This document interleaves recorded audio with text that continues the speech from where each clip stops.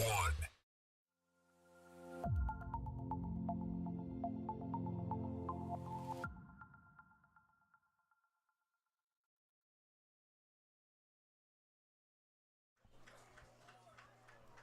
Anyway, welcome here to Jackson County High School here in McKee, Kentucky, as PRTC TV proud to present today's football game featuring the Jackson County Generals and the Knott County Central Patriots.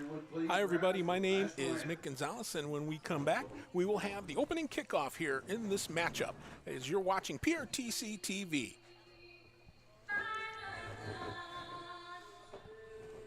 There's so many great things about life in gig country, and PRTC is proud to be one more. A local internet provider with all the speed and reliability your family needs, backed by hometown service and support. Whether you need to just check email or power multiple Wi-Fi devices all over your home, we've got the right package for you. Stop by one of our friendly offices, give us a call, or visit us online to learn more. PRTC, your local internet connection. Video gaming is a great way for families to have fun together. And PRTC's reliable internet and Wi-Fi is a game changer. Super fast download and upload speeds up to 1 gig. And GigaSpire whole home Wi-Fi power today's most exciting games on consoles, handhelds, even VR headsets with no lag or buffering. Contact PRTC and level up to game-changing internet and whole home Wi-Fi today. Yes, we're all quite over staying home right now. But we can make it better by streaming the great shows and movies we've been wanting to see. PRTC can help with fast, reliable internet speeds up to 1 gig, enhanced by reliable Wi-Fi. Stream all you want, no matter how many gadgets are going at once. And with our new GigaSpire Blast, you'll enjoy the ultimate Wi-Fi experience everywhere in your home.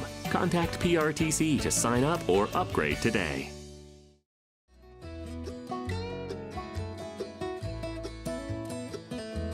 Join us for an amazing night of music as the 2023 Jackson County Fair welcomes the Lonesome River Band. I'm a little sleepy, but I'm still alive. Still good for a Sunday. And Southern Raised. Southern Raised, red like the red in the Georgia clay.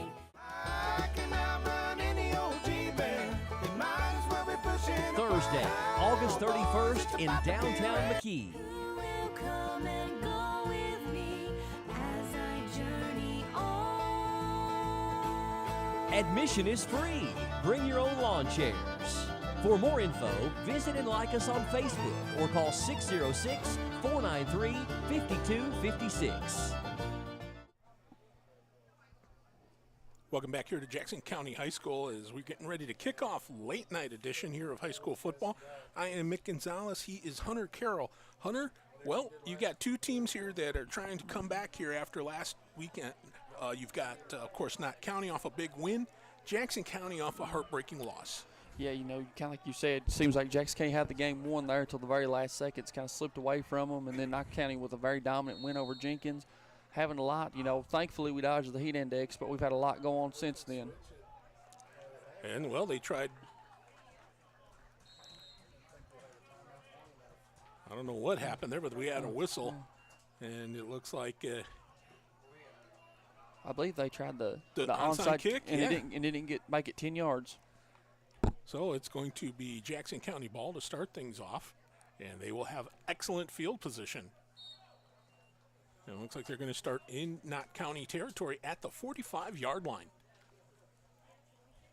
And, well, we're going to see just exactly what Nick Sizemore has up his sleeve here for his team. This is a team right now, I mean, they've had some really tough battles over the years here with Knott County. Yeah, they've had a very tough battle, and, you know, this has kind of been a football team that's been kind of on the down, hoping, you know, seems like the tides have turned here a little bit. And a handoff off the get-go and a big run, and right away, it's 45 yards to the house. Touchdown, Jackson County. A big-time run by Jaden Level.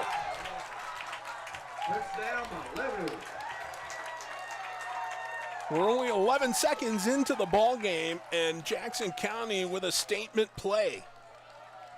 Yeah, that's probably if you're Coach Sizemore, you can't really draw up a better play than right there. The onside kick kind of doesn't go your way, and then you're able to give it ball to probably your best playmaker in Jaden Level and be able to get in the end zone. Great job there by the line of Jackson County to make them pay. And a 45-yard scamper by Level to the house. My goodness. For the Jackson County fans here, the delay was well worth the wait when you have a play like that. Yeah, they really come out with the fireworks right off the bat. And they're going to go for 2 right off the shoot. They go up the gut, and it is good. So we've got 11:49 here on the clock, and it is 8-0. Jackson County on top. My goodness. Yeah, really nice kind of design there, too. They went with that sweep there on that side on the first play, and then, Coach Sizemore going with wanting to run it right up the gut with number 3, your fullback, Ashton Clemens. You couldn't really ask for a better start. There's been a lot of times at this field that the Generals have been down 8-0, 11 seconds of the game. Very rarely are they up 8-0, 11 seconds of the game. And you can just kind of tell, too, that just you can feel it in the air with everything that's going on, that the tide's been turning for this football team, and this is something that we've really been looking forward to as Jackson County. Yeah, indeed. You know what? I had a chance to talk with you a little bit before the game about this and the fact that they've got that 1-2 punch with Ashton Clemens and with Jaden Level. And, of course, you've got Ashton Ward under center. So you know that they're going to be, they're not going to go quietly. They're going to put up a fight. Here is your kick. And this one's a short scoop, and my goodness. Well, and again, folks, weather delay, a lot of rain, a lot of lightning. So when we said we were going to start at 7 o'clock originally, I think they didn't realize it was going to end up being 7 o'clock Pacific time. Yeah, that's something you really didn't expect there. But thankfully, we were still able to play and things like that. So that's something that you're thankful for, and getting both these teams the opportunity to be able to come out and play tonight. Yep, and of course that it will affect things like the kicking game and the passing game. So both of these teams like to run the ball, so that shouldn't hurt them too much. Off the snap. And that Jackson County defense being ferocious right off the bat. My goodness. Tackle by Curtis. So a big tackle there by Gage Curtis off the shoot. Yeah, and one thing too with Curtis, had a really big game last week, led the team in tackles. He's kind of really made his force going on here early, and kind of picking up right where he left off from last week. So that'll be no gain, 2nd down and 10. Ball at the 37-yard line. This time in the shotgun. Oh, got a whistle, and there may have been some movement before the snap. Looking like a false start there, going off Coach Sizemore's reaction.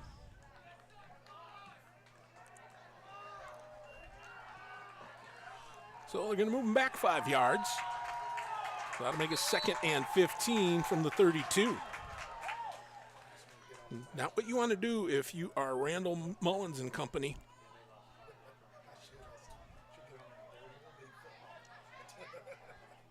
So I believe that is Carson Hall as the quarterback. Here's the snap.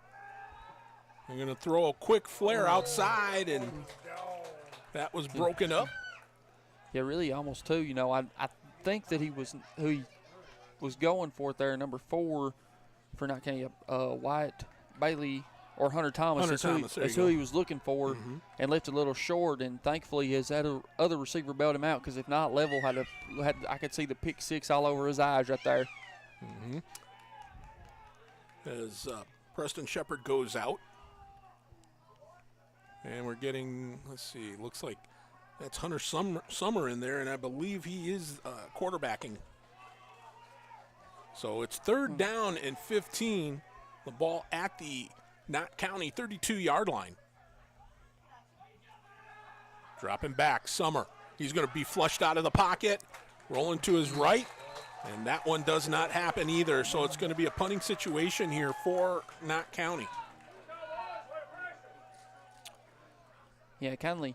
Seems like Jackson came out and dodged a bullet there. Summers was rolling out, but you could tell all day long that it was a screenplay, and the halfback fortunately dropped it because it looked like he had green grass and plenty of blockers in front of him.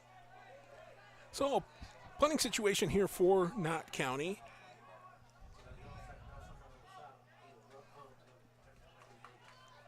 No, I don't think you're going to see any 40 or 50-yard kicks here from Wyatt Bailey as he puts the foot into it. He does get a good kick, but that's going to take a Knott County bounce. And the ball will be spotted, it looks like at around the 20, is that the 24? I believe so. We'll see where they spot that ball, but it'll be 1st and 10 here for the Generals when they take over. Want to welcome fans here that are watching our broadcast here from Knott County. I know it's a late night for everybody, but we do appreciate you tuning in.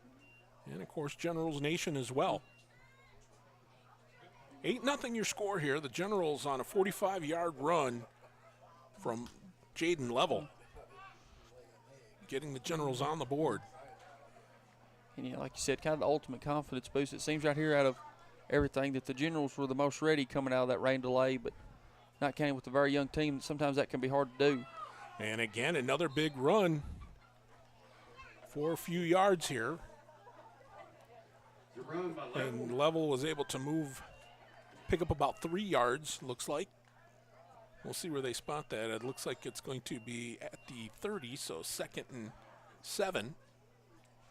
I'll tell you what, it's nice to see that the rain has cleared up here, and it's a nice cool night. It was mighty hot earlier. Yeah, thankfully, you know, they had planned on doing a kickback anyway for the heat index, but thankfully we've dodged the heat index. We've got a flag here, and I think we're going to be moving this one back 5 yards. So it will go to 2nd and 12. But yeah, it was, I mean, we were sitting here through the rain delay, and it was coming down pretty good. And then after that, we were dealt with bouts of lightning, which pushed the kick time later and later and later until, as we said, the 7 p.m. Pacific time start. Yep. So here we go, 2nd down and 12. And this time around, it doesn't go as the Knott County defense able to close the door on that one, and I believe there'd be a loss of yards on this. We'll see what we got. I believe it might have been a no harm, no foul there. Didn't gain anything or didn't lose anything either. Okay, so it was no gain. All right, so it'll be 3rd and 12. Ball at the 25 of Jackson County. Clock continues to run, 8:50 to go here in the opening quarter. And they go up the gut, and they're going to be well short of the 1st down. But a punting situation here for the Generals, and we may see a lot of this here, Hunter, because I mean, obviously with the field conditions, I mean, they look pretty good from our viewpoint, but out on the field with as much rain as we got in that short amount of time, the traction is going to be an issue. Yeah, that's going to be something to watch here and moving forward with everything, and you know that, and also you're going to have to watch the weather conditions as far as a slippery slope and everything like that. You know, make sure you're holding on to the ball and everything tight, just so we don't have any situations like that. And we've got a timeout being taken. And it's going to be Jackson County taking the timeout. So we've got 8 minutes to go here in the opening quarter. It is 8-0 Jackson County.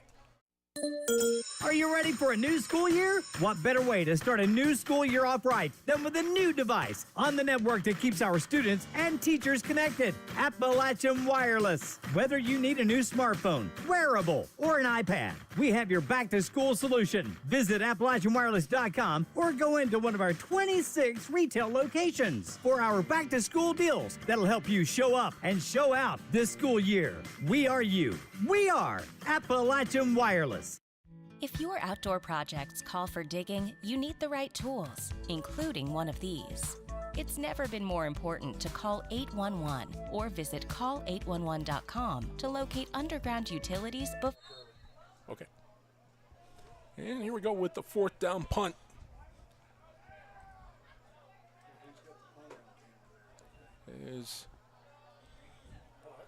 Nice kick.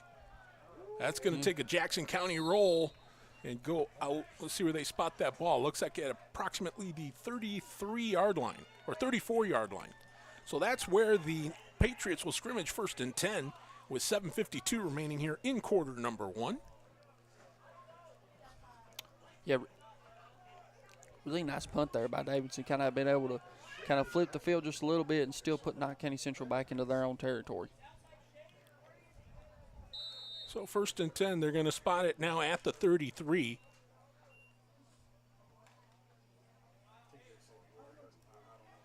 Of course, that's the one thing you got to be careful with here, especially at the high school level. Where the ball goes out and where it gets spotted can be two different places. Yep. Summer now. Drops back. Nice. Beautiful. Tell you what, Jackson County, they've come to play tonight. They have, really nice eyes there by Level to kind of.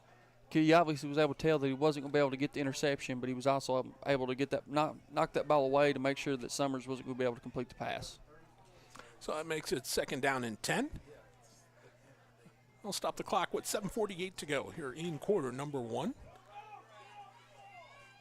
Big thank you for joining us here on PRTC TV.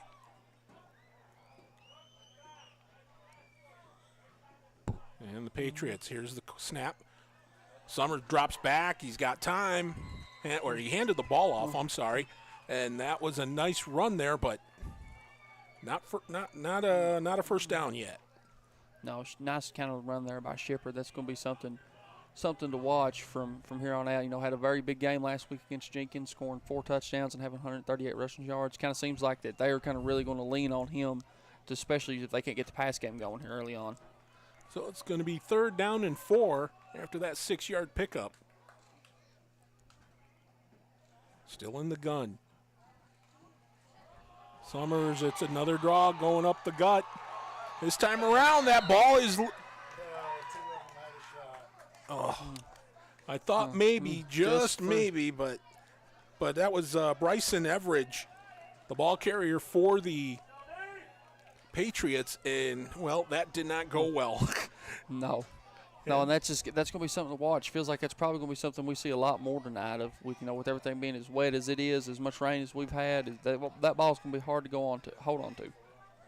Indeed. So 4th down here, and once again, Wyatt Bailey out there to punt the ball for the Patriots.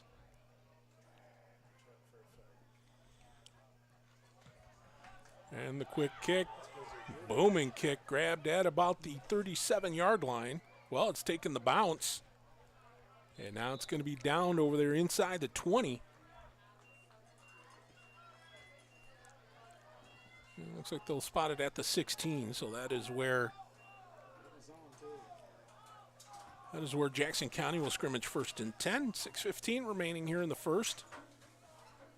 Well, we had an electric start to the ball game, but now it's settling down, and both teams now just kind of going through what they got to go through, the grind, as they would call it. Yeah, really kind of, they're kind of grinding out right now. Seems like after that first play that the Generals have really kind of struggled to find their flow offensively. Thankfully, they've been able to stop Knott County on the defensive end, though. So, both teams kind of struggling to get into that offensive flow at the moment. This is one of those things where you're going to see a lot of play between the 20s because of the weather conditions. But here we go on the left side this time, and my goodness, I believe that was that level? That was level. Yep, so he was able to go over the left side and see how much he picked up there. Let's see where they spot that ball. Carry by level.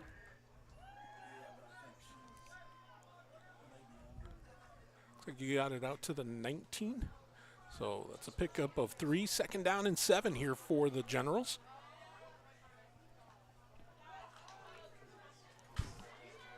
As we said, they like to run the ball. Singles out on each side. This time they're trying to go over on the left side, and this time around, nothing doing. As a great job on the defensive side of the ball. I believe that was Tayton Dobson that was on the stop. So that'll make, well, that was a big loss. As it's going to make it 3rd down and 20. The ball is at the 7-yard line here of Jackson County. I believe it's just on the 20. It's still 3rd and 7. I don't believe there's any gain. Yep, you're right. I read that wrong. I apologize. As that ball goes up the gut, and again, the Patriots close the door.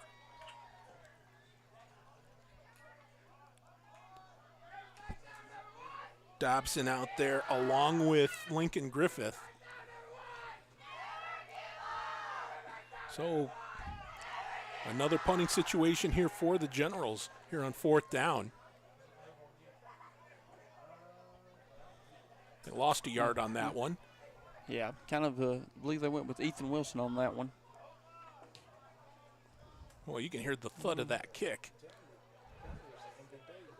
And that one goes out, and it's going to be well in general territory, so it's going to be an excellent opportunity here for the Patriots as with 4:04 to go here in the first.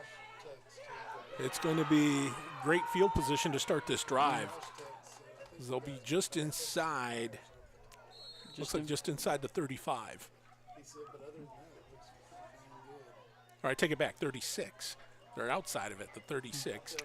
I apologize, folks. I'm looking through a steamy glass here. But we'll gut through it as we do. Summers hands the ball off. And again, another great defensive play by the Generals as they're able to shut this down. And looks like little to no gain. It inches closer to the 35. That's about it. Yeah, this, very nice play there, I believe, by, it was number 88 on the tackle there for the Generals. So it will be second, we'll call it 2nd and 10 here they'll call it no gain. So clock continues to run.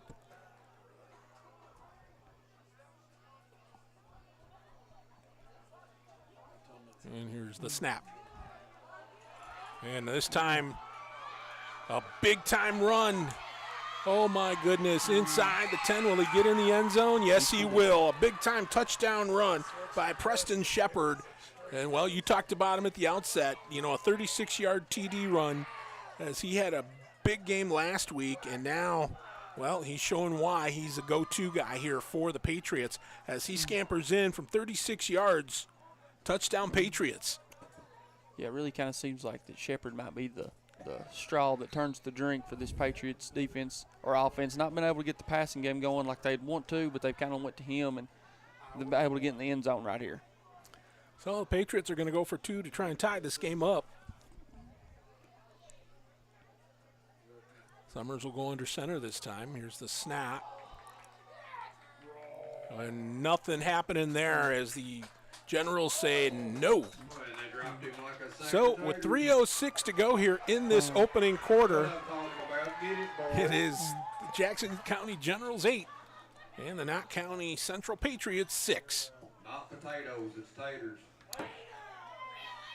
Yeah, right now, Mick, one thing you're really kind of looking at here too is how are the Generals going to respond from this? Kind of giving up, had a really bad drive, last few bad offensive possessions, give up kind of a poor punt there and left it in Knott County Central territory. And, you still got that 2-point lead, but, really like to see, how the Generals can handle adversity right here. Would like to see maybe take this drive all the way into the quarter, and if they could somehow, maybe even get in the end zone, just kind of eat that clock up. Yeah, I agree. I think they need to play a little bit with a little bit of physicality here because they need to be able to eat up some clock and also move the ball. Yeah, and one thing, too, Coach Sizemore, was talking about earlier there pregame was that he felt like that they needed to be the aggressor for this battle, and then they also need to win the turnover game, which, as you and I both know, something that's very crucial in football. But, like you said, really like to see how the Generals respond right here and handle adversity. Here's the chip shot, and that's going to be downed right there, and it'll mean instant field position here for the Generals. I realize you can't really get a good kick to go deep, but on the other hand, unless you've got a really good hands team, So it'll be 1st and 10 from the 41 of Jackson County. 3:05 to go here in the opening quarter.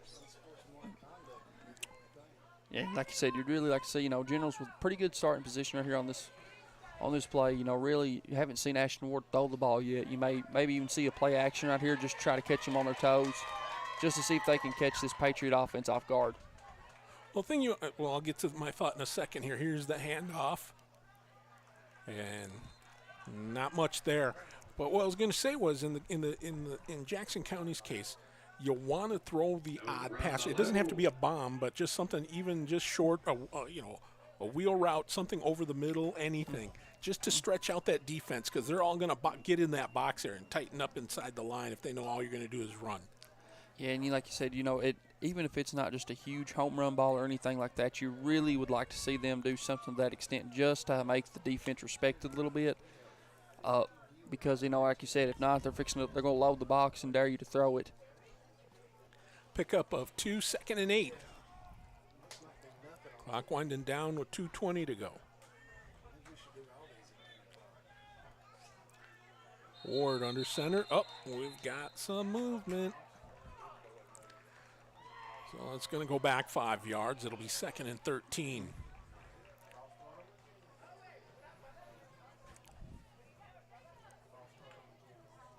So I'll start on the Generals.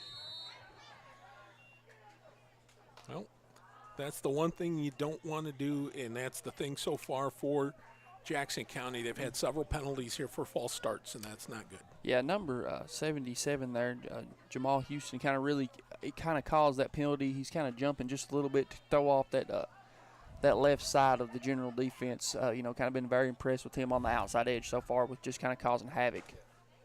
Here we go. And this time they're going to, it was close, but they nearly picked off there as Dobson was looking for that ball. Yeah, kind of props there to Knott's County Patriots defense, really blowing up that pass play right from the start. Got a good jump, forced Ward out of the pocket, made him uncomfortable, and then you kind of just tried to throw it away on a prayer, but almost cost his team an interception. Well, it's 3rd down and 13 to go. Ball at the 38-yard line of Jackson County. $1:42 to go here in this opening quarter.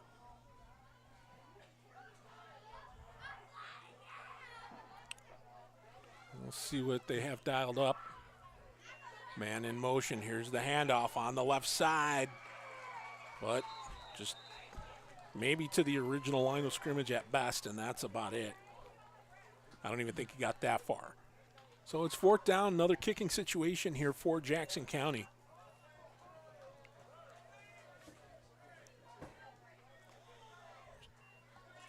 Right now, as I said, it's just right now it's the grind, all the play between the 20s. And the one thing you don't want to do here is you don't want to rely solely on your defense, because they're going to get tired. You keep that up. Yeah, like we said, we'd really like to see the Generals maybe try to sustain some kind of drive, because eventually the defense is going to get tired. Oh, and an unfortunate snap there and handle. And, well, a misfortune here for the Generals. So that's going to give great field position here for the Patriots with under a minute to go. Oh, my.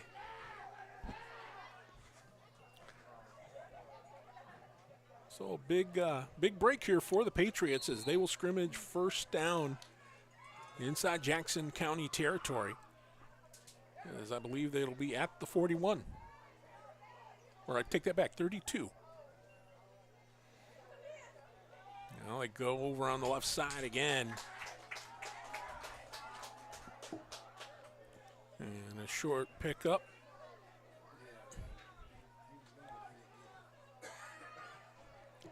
Tackle by Curtis.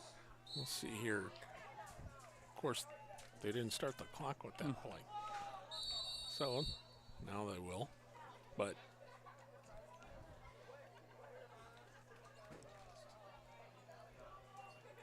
so it'll be 2nd down and 6, I believe. Yep, 2nd and 6, I think you're right.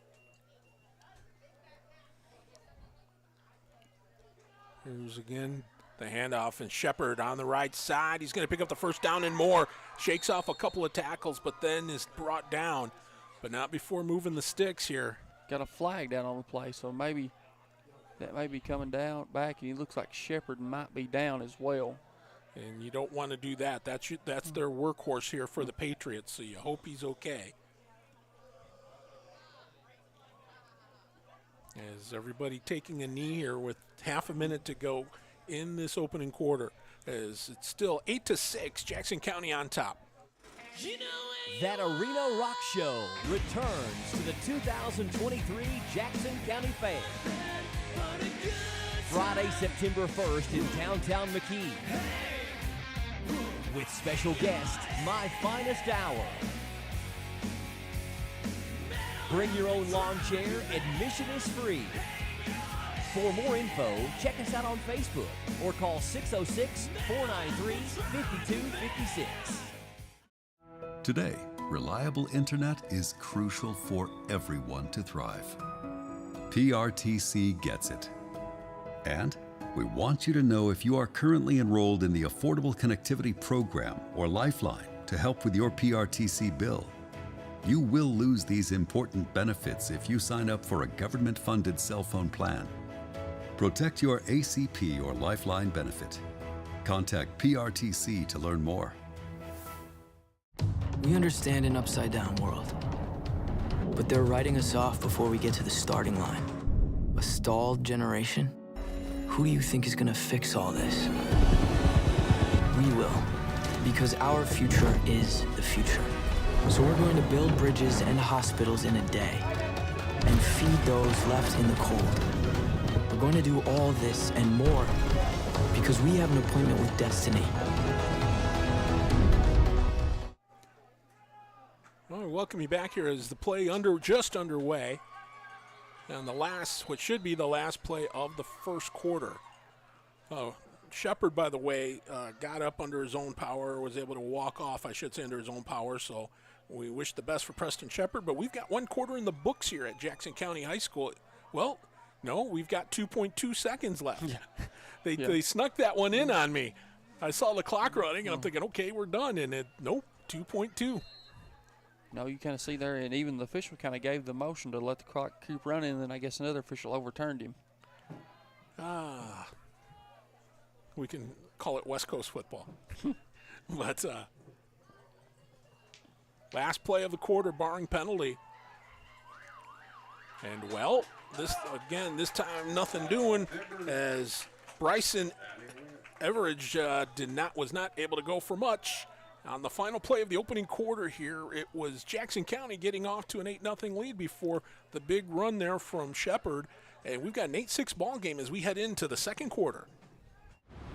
So, what are we doing here? Well, just a trim. Maybe kind of a layered look. Will you read the sign? How about some real choice? Like the choices you get with IPTV, new from PRTC. Enjoy free HD and new features like on-screen caller ID. Plus, record 4 programs at once with our HD DVR. PRTC, it's all about you. Join us on Saturday, September 2nd at the Jackson County Fair for 3 amazing bands. Mojo Thunder. Have you ever heard the tale of the hollow man who desires life bright and by tomorrow? Bourbon Branch. When I left sweet home Kentucky, I was headed for the promised land. Money and hard was the fame and the fortune, yeah, I was gonna be the Penny Royal.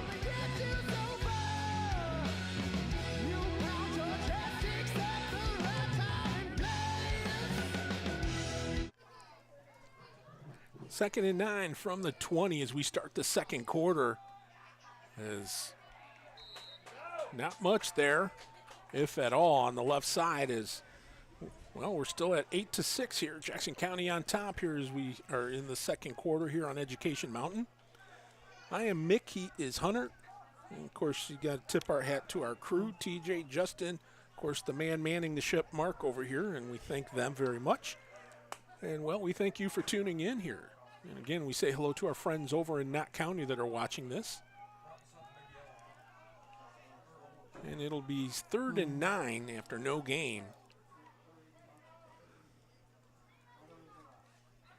Oh, and I don't know if it's an offside or were they drawn off. Encroachment.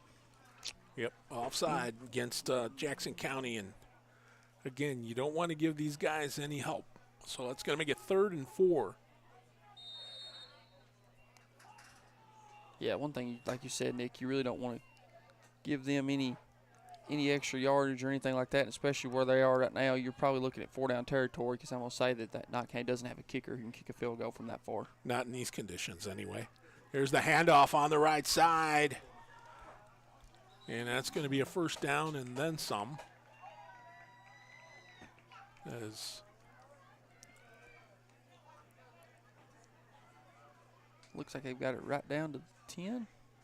Okay, so now it's just a question of it's 1st and goal or 1st and 10. If it's outside the 10, then they can go 10 yards. But if not, it looks like it's 1st and goal. So we'll call it 1st and goal from the 10-yard line. And right now, the Patriots threatening again here. 10.5 left to go here in the first half.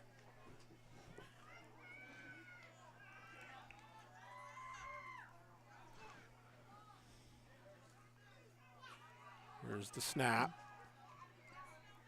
Rolling out to the left is Summers. He's had a receiver, but I think he threw it outside the boundary.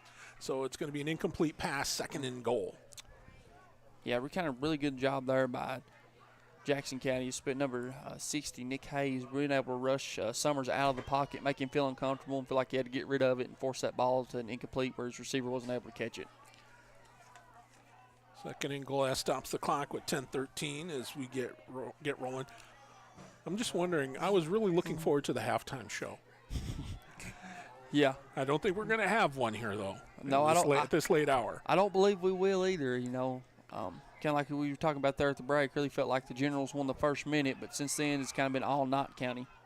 But nice play there. I was going to say, I think they must have heard you there, Hunter, because the defense there for Jackson County rose up and, well, we're at 3rd down.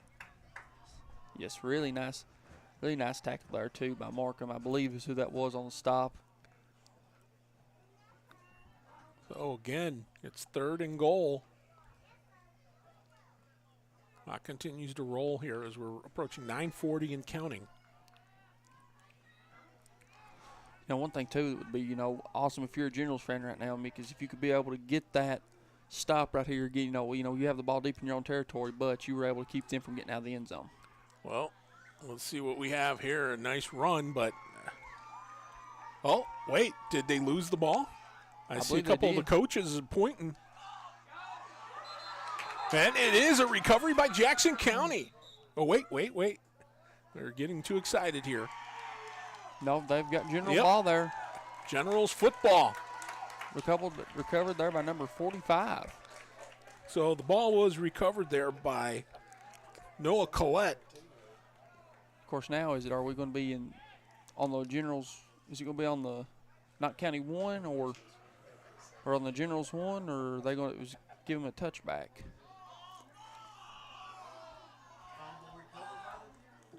Fumble recovered by the Generals. And it looks like they're going to move it out to the 20. So it's going to be 1st and 10 here at the 20-yard line for the Generals. Oh, my. That's got to be a real boost here for the Generals from the standpoint of not only did you stop them from getting the touchdown, but they came away with no points, and you took the ball away. Yes, and, you know, it's really nice, too, you know, Mick, that you was able to get that ball, the referees could end up calling it a touchback. This way, now that you're on your 20 instead of you're on the Generals 1, which kind of would have been a little more pressure, especially, you know, for this young Generals team. Indeed. So with 9:11 to go here in the half, the Generals will scrimmage 1st and 10 at their own 20.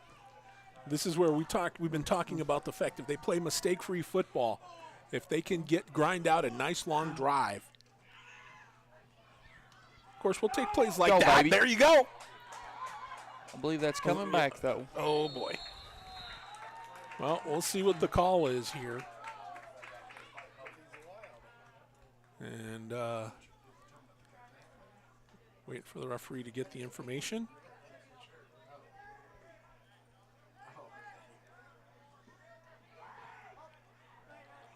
And, well, they're taking the walk of shame back.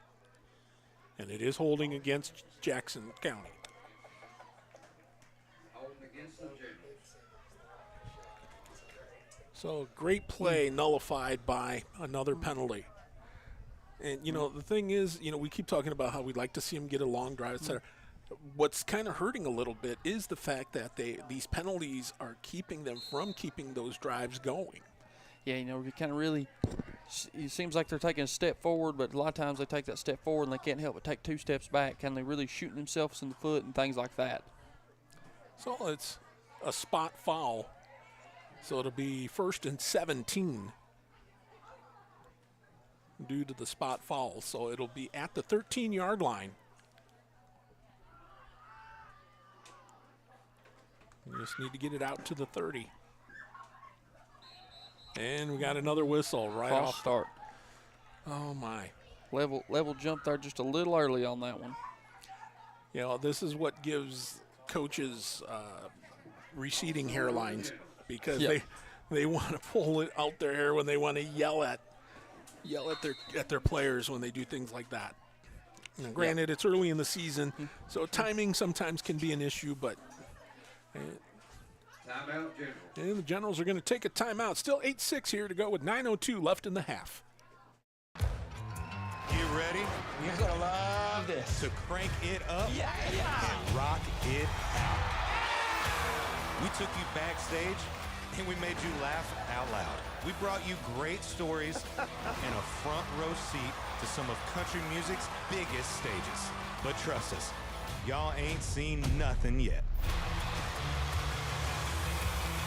That's an avalanche of awesome. This is the Circle Network, and we are just getting started.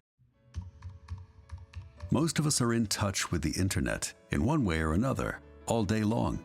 A fast, secure connection matters. It keeps us entertained, informed, in touch. PRTC cares about your connection. We know strong, reliable internet with GigaSpire whole home Wi-Fi makes life better. If you need an upgrade or just have a question, get in touch. Call or visit PRTC online today.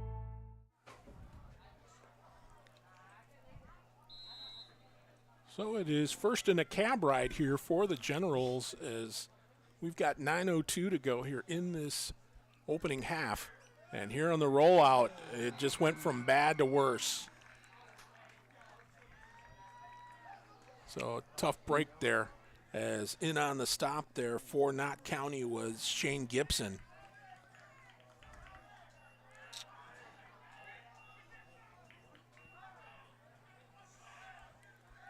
So it's looks like I believe it's on the 2-yard line, maybe. Yeah, I believe so too. Clemens really was never really able to kind of get out and break that one right there. So now you went from having it on your 20 to now you're down on your 2, kind of really shooting yourself in the foot here as the Generals. Uh-oh. Well, you ask and you shall receive. A big play that Jackson County sorely needed. Gets him out near the original line of scrimmage. So a huge pickup there for the Generals. Yeah, really nice rush there by Wilson. Kind of really seems like they caught Knott County off guard, where they've been running so many outside jet sweeps, then run it right down their throats on that play. You know, it's kind of very nice play.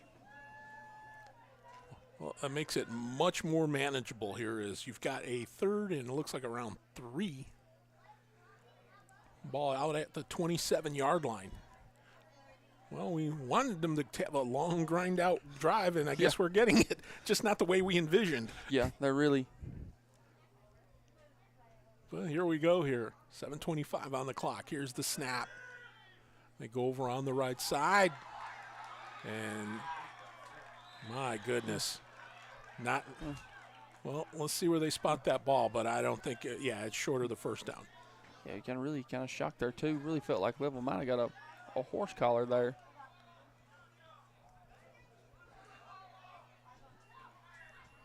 So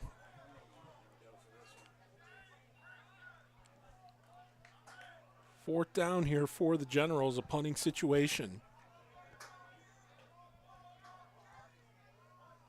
After a loss of 4.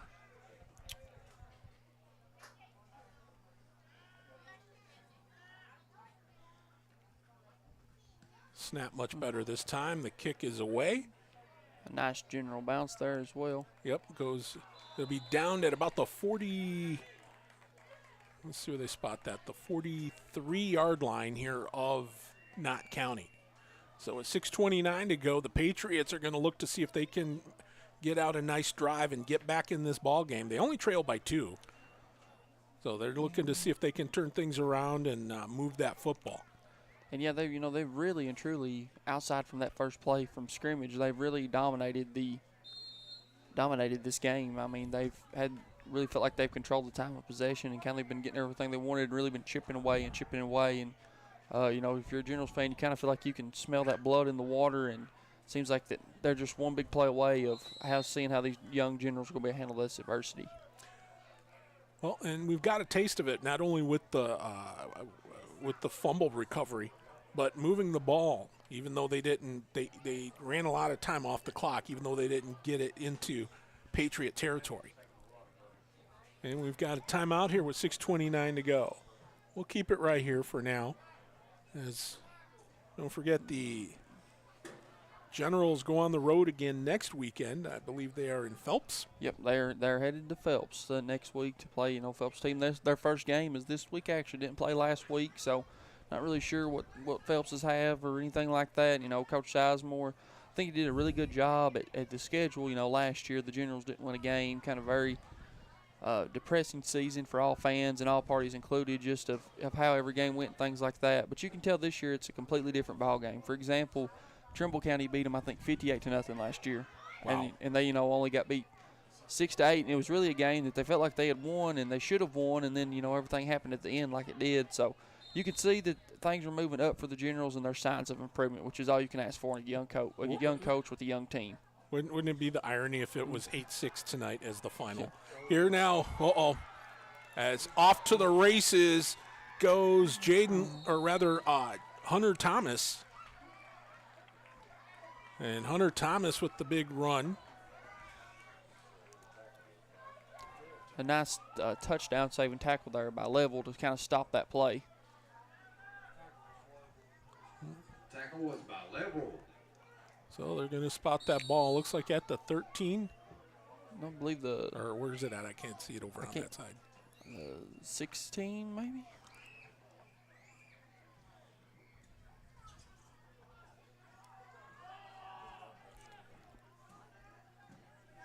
So it is on the 16-yard line. 1st and 10 here. Here go the Patriots as they try to do it again. And this time around, they're close to a first down. Good to see Shepard back in the game, too. I believe that was him with the carry right there. Yep, he appears to be back at it, so that's good for for everybody, the fact that he's healthy. Got a flag here on the play, looks like. Can't tell. Well, they're discussing it. We'll see what the wonderful, nice people in the zebra outfits are going to call here.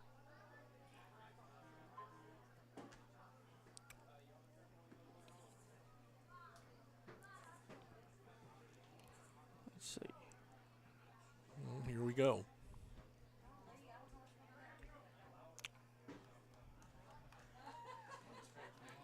Unsportsmanlike conduct. Yep. Now, was it a penalty or was it a warning? I believe it might have been a warning. Yeah, because they didn't move the ball. So no, I think they may try to give the kids a break with. Might have been a sideline warning. As now this time around, oh my goodness, a great defensive play by the Generals as they bounce back nicely. Markham was out there on that stop. I believe that was Clemens on the tackle there. Was that Clemens? Yeah, okay. Number 3 Clemens. Really kind of blew that up on the edge. And, Level was there just at the very end just to make sure, maybe give him half of an assist there on that one. Yeah, but they moved a big loss there for the Patriots. So clock continues to run as we're now under 5 minutes to go here in this first half. 3rd down and 15. The ball at the Jackson County 23-yard line. Really just want to contain right here if you're the Generals. Here's the snap. Summers going to throw to the left side. That might be nearly picked off. They had a shot at it. Yeah, you know, one thing, too, you might have liked to seen there, especially Coach Mullins, especially where you're at right now on the field, you might have maybe tried to get just a little bit of that back. Really felt like that was you're in 4-down territory. You got 2 plays to get 15 yards. But instead, Coach Mullins decided, you know, he trusted his quarterback, went for the long ball, just wasn't able to connect with his receiver. So it makes it 4th down here, and this is in that middle turf where under normal circumstances, if you had a really good kicker, you wouldn't punt it. It's too far out to kick it, so you might as well go for it. Yeah, so now, you know, that it's one of those really big plays right here. Yep, this is a momentum play. As Summers now flushed out of the pocket, dumps it off. And, depends on, well, let's see. Did he get the first? Yep. Oh, my. Okay, so a big play there for the Patriots as on 4th down on that gamble, it pays off. Yeah, did a really good job there at setting up kind of that screen pass. You know, really made Summers look like he was under pressure running for his life. But at the last second was able to drop it off to his running back there, number 1, I believe, Gibson, and was able to kind of sneak that in for the last little bit and be able to pick up the 1st down. So it'll be 1st and goal here for the Patriots as we are now closing in on the 4-minute mark remaining here in the first half.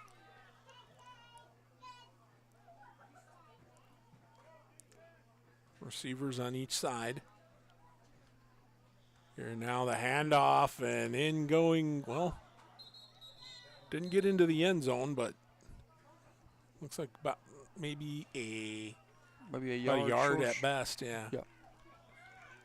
So it'll be 2nd and goal from about the 6, or just outside the 5. So that mathematician in me wants to say 5.5-yard line, but they don't have such a thing. So, but they stopped him just at the yard short of the goal line. So it'll be 2nd and goal here at the 0.5-yard line. Yeah. Here's the hand up on the left side, and it is a touchdown. So taking it in there was, I believe, Hunter Thomas. I couldn't see. Let's see.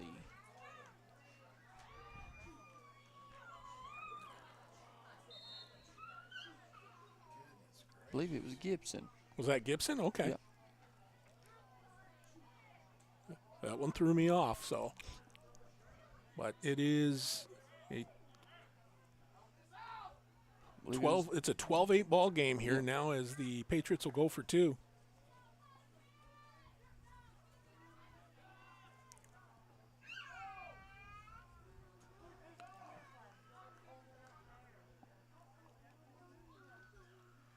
And here you go on the right side. TJ, the other side. Well, took a bit, but they got it in over there on the left side, and the 2 points are good, so that makes it with 3:12 to go here in the opening half. The Patriots 14, the Generals 8. As a U.S. veteran, imagine getting the care you need without driving all the way to Lexington. At the Virtual Living Room in McKee, you'll have access to VA doctors who can prescribe medications through an easy-to-use computer set up in a private, comfortable environment inside the Jackson County Public Library. Schedule an appointment through your VA doctor today. Gigabit broadband internet service for the Virtual Living Room is provided by PRTC. Not enough power? Not okay. Weak Wi-Fi? Also not okay. These days, your home's got Wi-Fi connected gadgets and devices here, there, everywhere, and they all use more and more Wi-Fi until, luckily, an easy upgrade to PRTC fast, reliable internet with GigaSpire whole home Wi-Fi makes it all okay. Call or visit PRTC online for a great upgrade offer today. Well, the Patriots taking the 14-8 lead here as we are in the Last 3+ minutes of this first half. Here's another onside kick attempt, and it scoots through everybody, and the Generals fall on it, so they'll have it 1st and 10. As they'll have it at the 38-yard line. Well, Hunter, I mean, all I can say is that the penalties are the key right now for Jackson County. They have had they've had a tough go of it here because of penalties. They've really hurt them, but they're still in this game. They're not out of it by any stretch. Yeah, really, you're just down a touchdown right now. You're just down 6 points. You got 3 minutes right here. You'd really like to see the Generals, they've got that one timeout in their pocket too if they need it. So, you'd really like to see Generals maybe if they could try to get some of that momentum back, because really what you don't want right here is a 3 and out, and then you give Knott County the ball back. Go, baby. And that you ask and you shall receive. Oh, my goodness. A touchdown saving tackle. Oh, my. What a run by Ethan Wilson. That is just what the Generals ordered. That is exactly what they needed. Yeah, make sure don't see any flags. The chain gang is running down there as well. I believe that one's going to stand there. It looks like number 2 for Knott County, Gibson, kind of, limping off the field. Looks to be a little shaken up, but a really nice carry there by number 18, Ethan Wilson. Indeed. So it's going to be 1st and goal from the 5. So a great run there from Wilson. Sets it up 1st and goal for the Generals at the 5 with 3 minutes to go here in the half. And the Generals, I'm not saying it's important, but it's important. They have to finish this drive. Yeah, you've got 4 plays right here. If you're Coach Sizemore and the Generals, you really need to get this ball into the end zone to kind of take that momentum back. There's the handoff.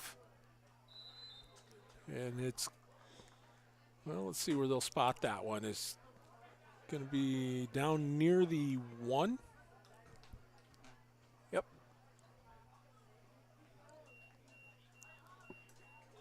So it'll be 2nd and goal here from the 1. So if they can continue to do that.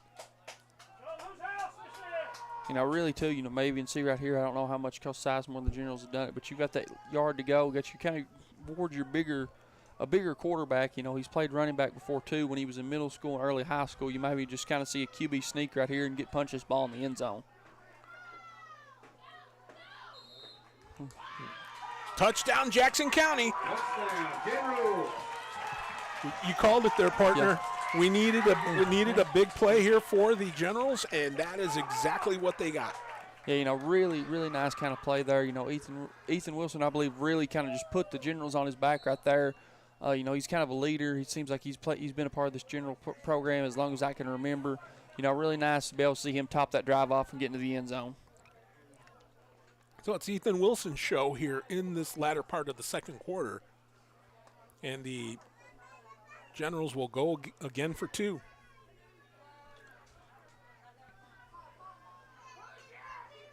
And they're going to roll out with this one. And right back in. I believe that was Wilson again. My goodness. So Ethan Wilson with the 2-point conversion, and with 2:05 left to go here in this 2nd quarter, the Generals reclaim the lead as they lead this one 16-14. Fiber-powered internet from PRTC is fast, crazy fast. Experience crazy fast internet speeds from PRTC with reliable downloads up to 1 gig. Now you can surf, stream, game, chill with speed to spare. And with our new GigaSpire Blast, you'll enjoy the ultimate Wi-Fi experience everywhere in your home. Accelerate your internet. Contact PRTC to sign up or upgrade your internet today. There are lots of small reasons to have home phone service, and one very big one. 911 emergency location. Only a call from your home phone instantly transmits your address to emergency personnel. Cell phones can't. 911, what's your emergency? If trouble comes to your home, seconds count. PRTC Home Phone helps first responders do their job. It's a small price to pay for what you can save.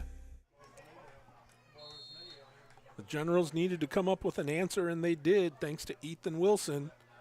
as he ran pretty much the last 62 yards of the offense for the Generals. Here's another short kick. And this is interesting. I've never seen so many onside kicks. Yeah, a lot in of a football game. A lot of pooch kicks, and that they actually had Knott County Central their trick, but you had number 50, I believe, Aiden Freeman for the Generals. He kind of tripped up, and I guess he didn't get the relay of the message that they were going to onside kick it there, and kind of causing the Generals a penalty. And now you've got Knott County in General territory. Oops. So they will start. The Patriots will start 1st and 10 here at the 49 of Jackson County, with 2:05 to go here in the half. And I don't think we're going to have a full halftime show. I was looking forward to the Mark Sulfridge singing Milli Vanilli best of, but They may make this halftime short and sweet.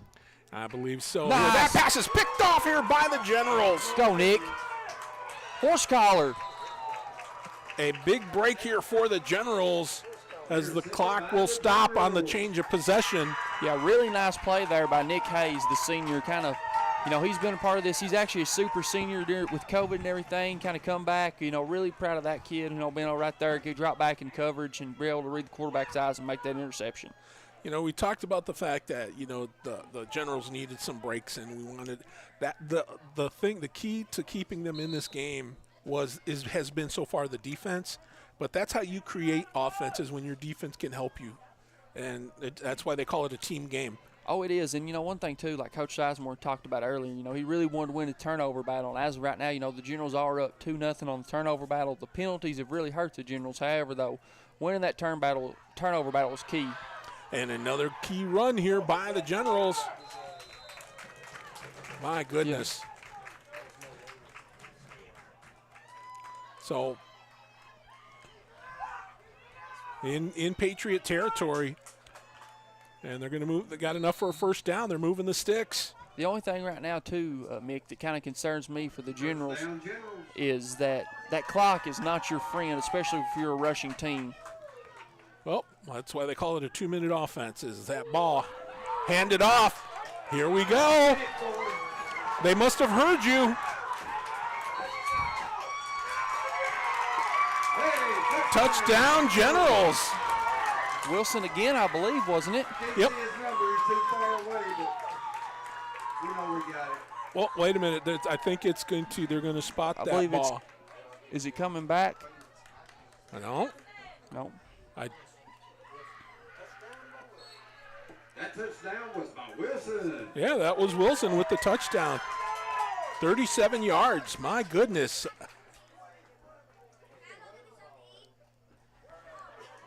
Well, you talked about the clock not being your friend. Right now, I think that clock is family. Yeah. It was really, really impressive right there, too, by the Generals, being able to get that in. It really feels like, too, that the momentum has went all back into the Generals. Well, here we go on the 2-point attempt on the left side and diving towards that pylon. I believe that's Clemens. Okay. Yeah, number 3, Clemens with the conversion. So with $1:21 to go here in the half, it is now a 10-point Generals lead as they lead this one 24-14. Yeah, really too, Mick. Really felt like the tides have really turned right here. Nick Hayes with the big interception. Without him, this does not happen. You kind of had the chance and the opportunity of being up just a little, but then looking at that 3 minutes, was really kind of a worry or that might go into that 2-minute offense, and then they get the ball, start the second half. So very, very impressed right there. Knott was thinking, we're going to score and then we're going to get the ball back instantly, but instead the Generals had other plans. Nick Hayes with the big interceptions. Really feel like, that might be a game-changing play right there. You just never know. And I tell you, this Jackson County team, hey, start at 1 o'clock in the morning. They don't care. They're here to play. Yep, very impressed. We kind of had that lull there, from the first quarter to about halfway through the second quarter, but since then it's been all Generals. Another chip shot this time around. They're going to try and swing it over here on the right side. And oh, that was interesting. a stop by Shane Gibson, and he stopped on a dime, but the problem was that he didn't continue. He tried to cut back left, and he got as far as midfield, just over into Jackson County territory at the, looked like the 49-yard line. Several penalty flags there flying as well. I'm not sure on who or. This is going to be interesting. And it looks like they're going to be. Looks like it's going to be against. Ladies and gentlemen, the concession stand will be closed after halftime. They're going to move it back. It's going to be against the Patriots. I didn't see what it was for there.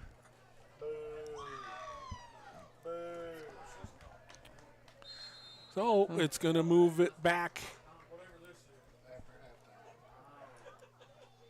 Well, let's see here. They're going to move it all the way back to the 37-yard line of Knott County. So with 71 seconds to go in the half. And one thing you'd like to do really too is keep this score like you can, or add to it if you're the Generals. You really don't want to give up a big play right here. And that's the thing. That's coming back though, blocking the back. Yep.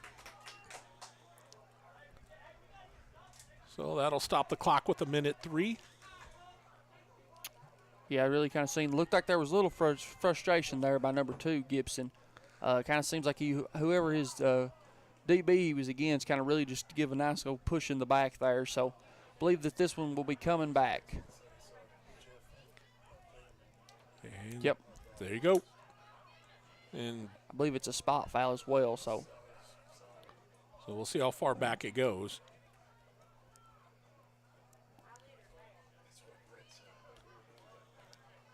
I believe it'll be now about first and probably 1st and 10 still, really kind of yeah, one of those. it wasn't really much of a. Yeah, you had Shepard there with the run, kind of really picked up the first down, but yeah, it all kind of came back with that block in the back. That hurt. That really hurt the Patriots. Now here's Summers going to air it out on the left side. That one is out of bounds. Yeah, that was, one thing right there that you see Roseboro kind of, he was really maybe trying to go for that home run with the interception because, if he picks that off, the Generals are going to have it in their own territory he had green grass in front of him, but he stopped running and the ball kind of went over him, kind of misread that one. And then the Patriots receiver was able to get out of bounds, really didn't try and fight it, got 41 seconds, really smart play there. Yep, so now the Generals need to come up with some defense here because they don't want to give up any points heading into the half. This time they go up the gut, and this time around the Jackson Generals say no. And I believe a timeout going to be taken here by the Patriots. Yeah, like you said, really been impressed too with Summers, the freshman, his arm. He seems like he's been very poised, especially for a young freshman quarterback. It seems like that interception really didn't bother him. He really went airing out, And then props, too, to Coach Mullins there for really trusting in your quarterback, showing that you've got confidence and allowing him to go back even a little further and, air it out again and have the big play right there. And, of course, obviously with having Preston Shepard back in the lineup, that really helps them. Of course, he had the big game last weekend, and, they're going to have to lean on him a little bit more here as we head into the second half. Yeah, and one thing too, if you're a Generals fan, you would really love to be able to keep this score right at 24-14, kind of keep them out. Knott County does have 2 timeouts left though, and obviously Summers has shown that he's got the arm to get it there. So if you're DBs right now, you really got to lock in on these receivers and not give up that big play. 36 seconds left here until halftime. 1st and 10 from the Jackson County 38. Summers drops back, rolls out, loses. Oh, brought down on the big sack. Oh, incomplete. He got it out just in time. I thought it was a fumble. Tackled by number 20, Curtis. So, Gage Curtis with the defensive play. Yeah, I believe it was just a very nice QB pressure there for the incomplete pass. Really don't. But I didn't think that he was able to get that ball forward. Actually, I thought it was going to end up being a fumble, but it was one of those that the referee saw different. That's why I'm up here and he's down there. Yep, and why I've got you here, because from where I was seeing, it looked like I thought he was going to be – he didn't get the pass off in time, so it was going to be a sack, but nope. And, really nice pressure there by Curtis. You'd really like to see maybe dial it up one more time here on this 3rd and long. 3rd and 10 from 38. Here we go. They go on the right side. Shepard trying to spin. He picks up the first down. There's on him like a swarm of bees. And we'll see where they spot it. I believe he's down again. Really, at this point, Shepard's really, I think he's trying to gut it out to be out there with his teammates. You spend all this time with them. Yep, and with 21 seconds to go, it remains a 10-point Jackson County lead. Located in the Jackson County Regional Industrial Park in Annville, Kentucky, the Jackson County McKee Industrial Development Authority helps companies and communities win. It is and always will be our mission to recruit new business and industry and support the people in our region. We want the people and industry to stay in Jackson County, and here's why. We offer workforce information and training, business planning for new and existing businesses, the fastest broadband in Kentucky, state-of-the-art facilities, and financial assistance and tax incentives. All of this with a rich culture of communities that care. We were just announced as a certified work-ready in progress area. What does this mean for Jackson County? It means that we're ready to go to work with a diverse, skilled, and dedicated workforce. We now have a prime 22-acre construction-ready location just off the newly constructed Highway 30 and only 18 miles from I-75. Close enough, yet far enough. We're Kentucky's advanced manufacturing hub.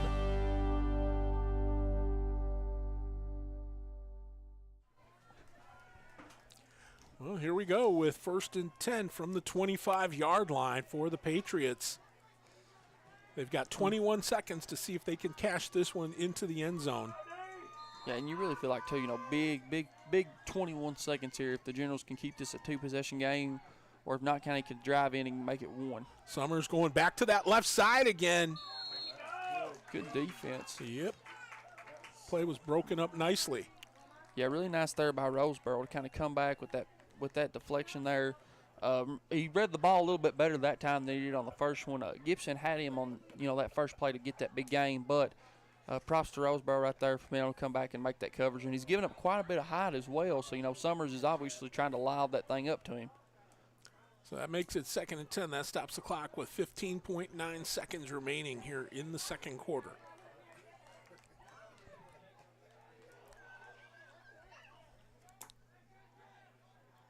Here we go. We got Twins out to the right.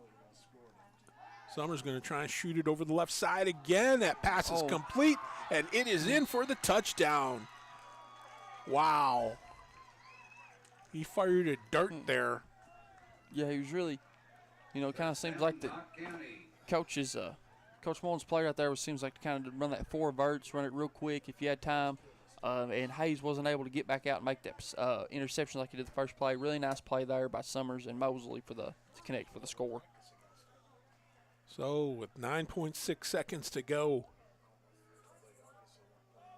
the Patriots get right back into this ball game. Now if you're Jackson County, you want to stop this. This is huge. As they attempt for the 2-point conversion.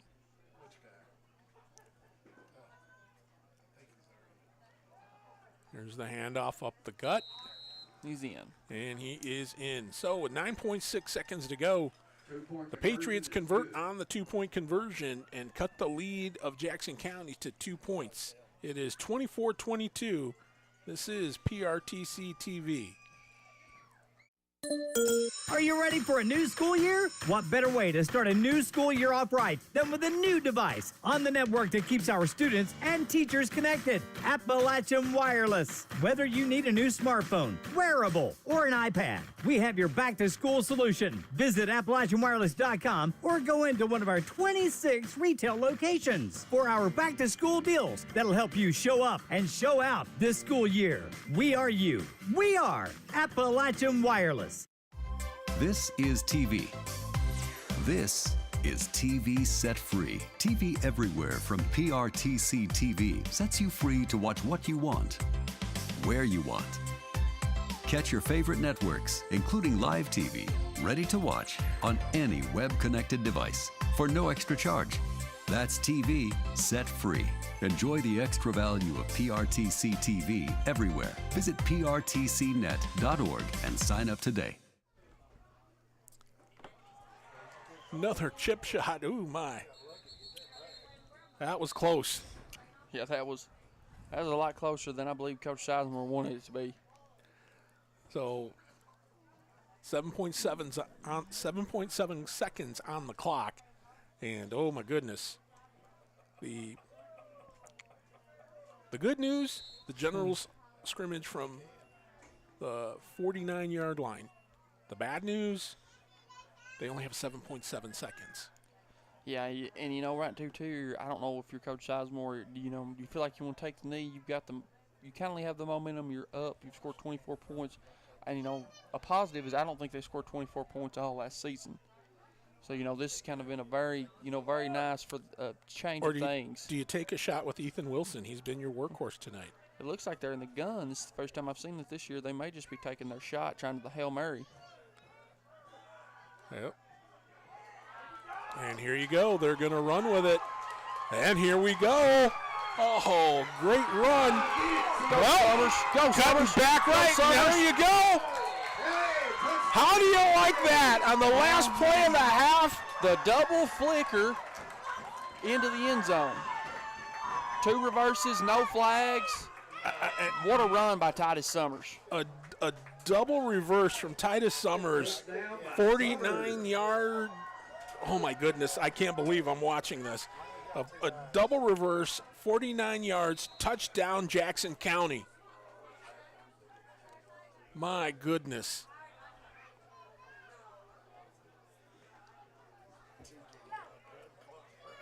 This may come down to who has the ball last at the rate we're going. Yeah, it seems like we're really getting into that shootout type range. Well, here go the Generals as they go for 2. And there you go. So, as we head to the half, the Jackson County Generals answer with a 49-yard big play and the 2-point conversion, and they regain their 10-point lead as they lead it over the Patriots by a score of 32-22. There's so many great things about life in gig country, and PRTC is proud to be one more. A local internet provider with all the speed and reliability your family needs, backed by hometown service and support. Whether you need to just check email or power multiple Wi-Fi devices all over your home, we've got the right package for you. Stop by one of our friendly offices, give us a call, or visit us online to learn more. PRTC, your local internet connection. Video gaming is a great way for families to have fun together. And PRTC's reliable internet and Wi-Fi is a game changer. Super fast download and upload speeds up to 1 gig. And GigaSpire whole home Wi-Fi power today's most exciting games on consoles, handhelds, even VR headsets with no lag or buffering. Contact PRTC and level up to game-changing internet and whole home Wi-Fi today. Yes, we're all quite over staying home right now. But we can make it better by streaming the great shows and movies we've been wanting to see. PRTC can help with fast, reliable internet speeds up to 1 gig, enhanced by reliable Wi-Fi.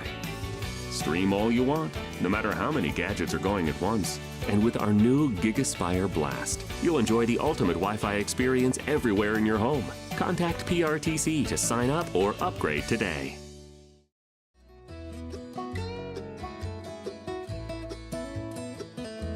Join us for an amazing night of music as the 2023 Jackson County Fair welcomes the Lonesome River Band. I'm a little sleepy, but I'm still alive.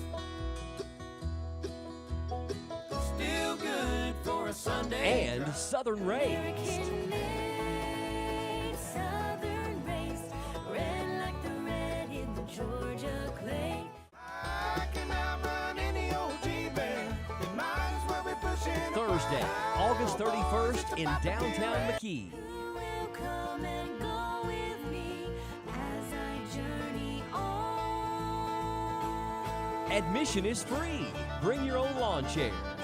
For more info, visit and like us on Facebook or call 606-493-5256.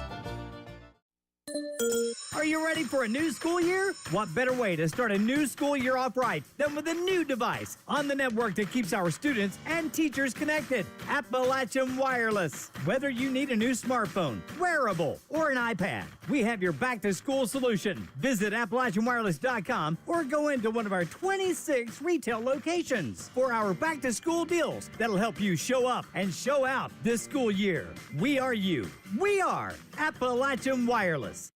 If your outdoor projects call for digging, you need the right tools, including one of these. It's never been more important to call 811 or visit call811.com to locate underground utilities before you dig. Essential connections to your home are just below the surface and can be easily cut. So use one of these tools to call or go online and know what's below. This message provided as a public service by your friends at PRTC. That Arena Rock Show returns to the 2023 Jackson County Fair. Friday, September 1st in downtown McKee. With special guest, My Finest Hour. Bring your own lawn chair. Admission is free. For more info, check us out on Facebook or call 606-493-5256. Today, reliable internet is crucial for everyone to thrive. PRTC gets it. And we want you to know if you are currently enrolled in the Affordable Connectivity Program or Lifeline to help with your PRTC bill. You will lose these important benefits if you sign up for a government-funded cell phone plan. Protect your ACP or Lifeline benefit. Contact PRTC to learn more. We understand an upside-down world, but they're writing us off before we get to the starting line. A stalled generation? Who do you think is gonna fix all this? We will, because our future is the future. So we're going to build bridges and hospitals in a day and feed those left in the cold. We're going to do all this and more because we have an appointment with destiny. So, what are we doing here? Well, just a trim. Maybe kind of a layered look.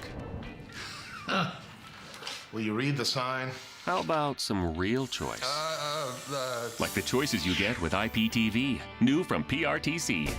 Enjoy free HD and new features like on-screen caller ID.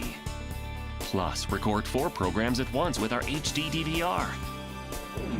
PRTC. It's all about you. Join us on Saturday, September 2nd at the Jackson County Fair for 3 amazing bands. Mojo Thunder. Have you ever heard the tale of the hollow man who desires life bright and by tomorrow? Bourbon Branch. When I left sweet home Kentucky, I was headed for the promised land. Money and heart was the fame and the fortune, yeah, I was gonna be the Penny Royal.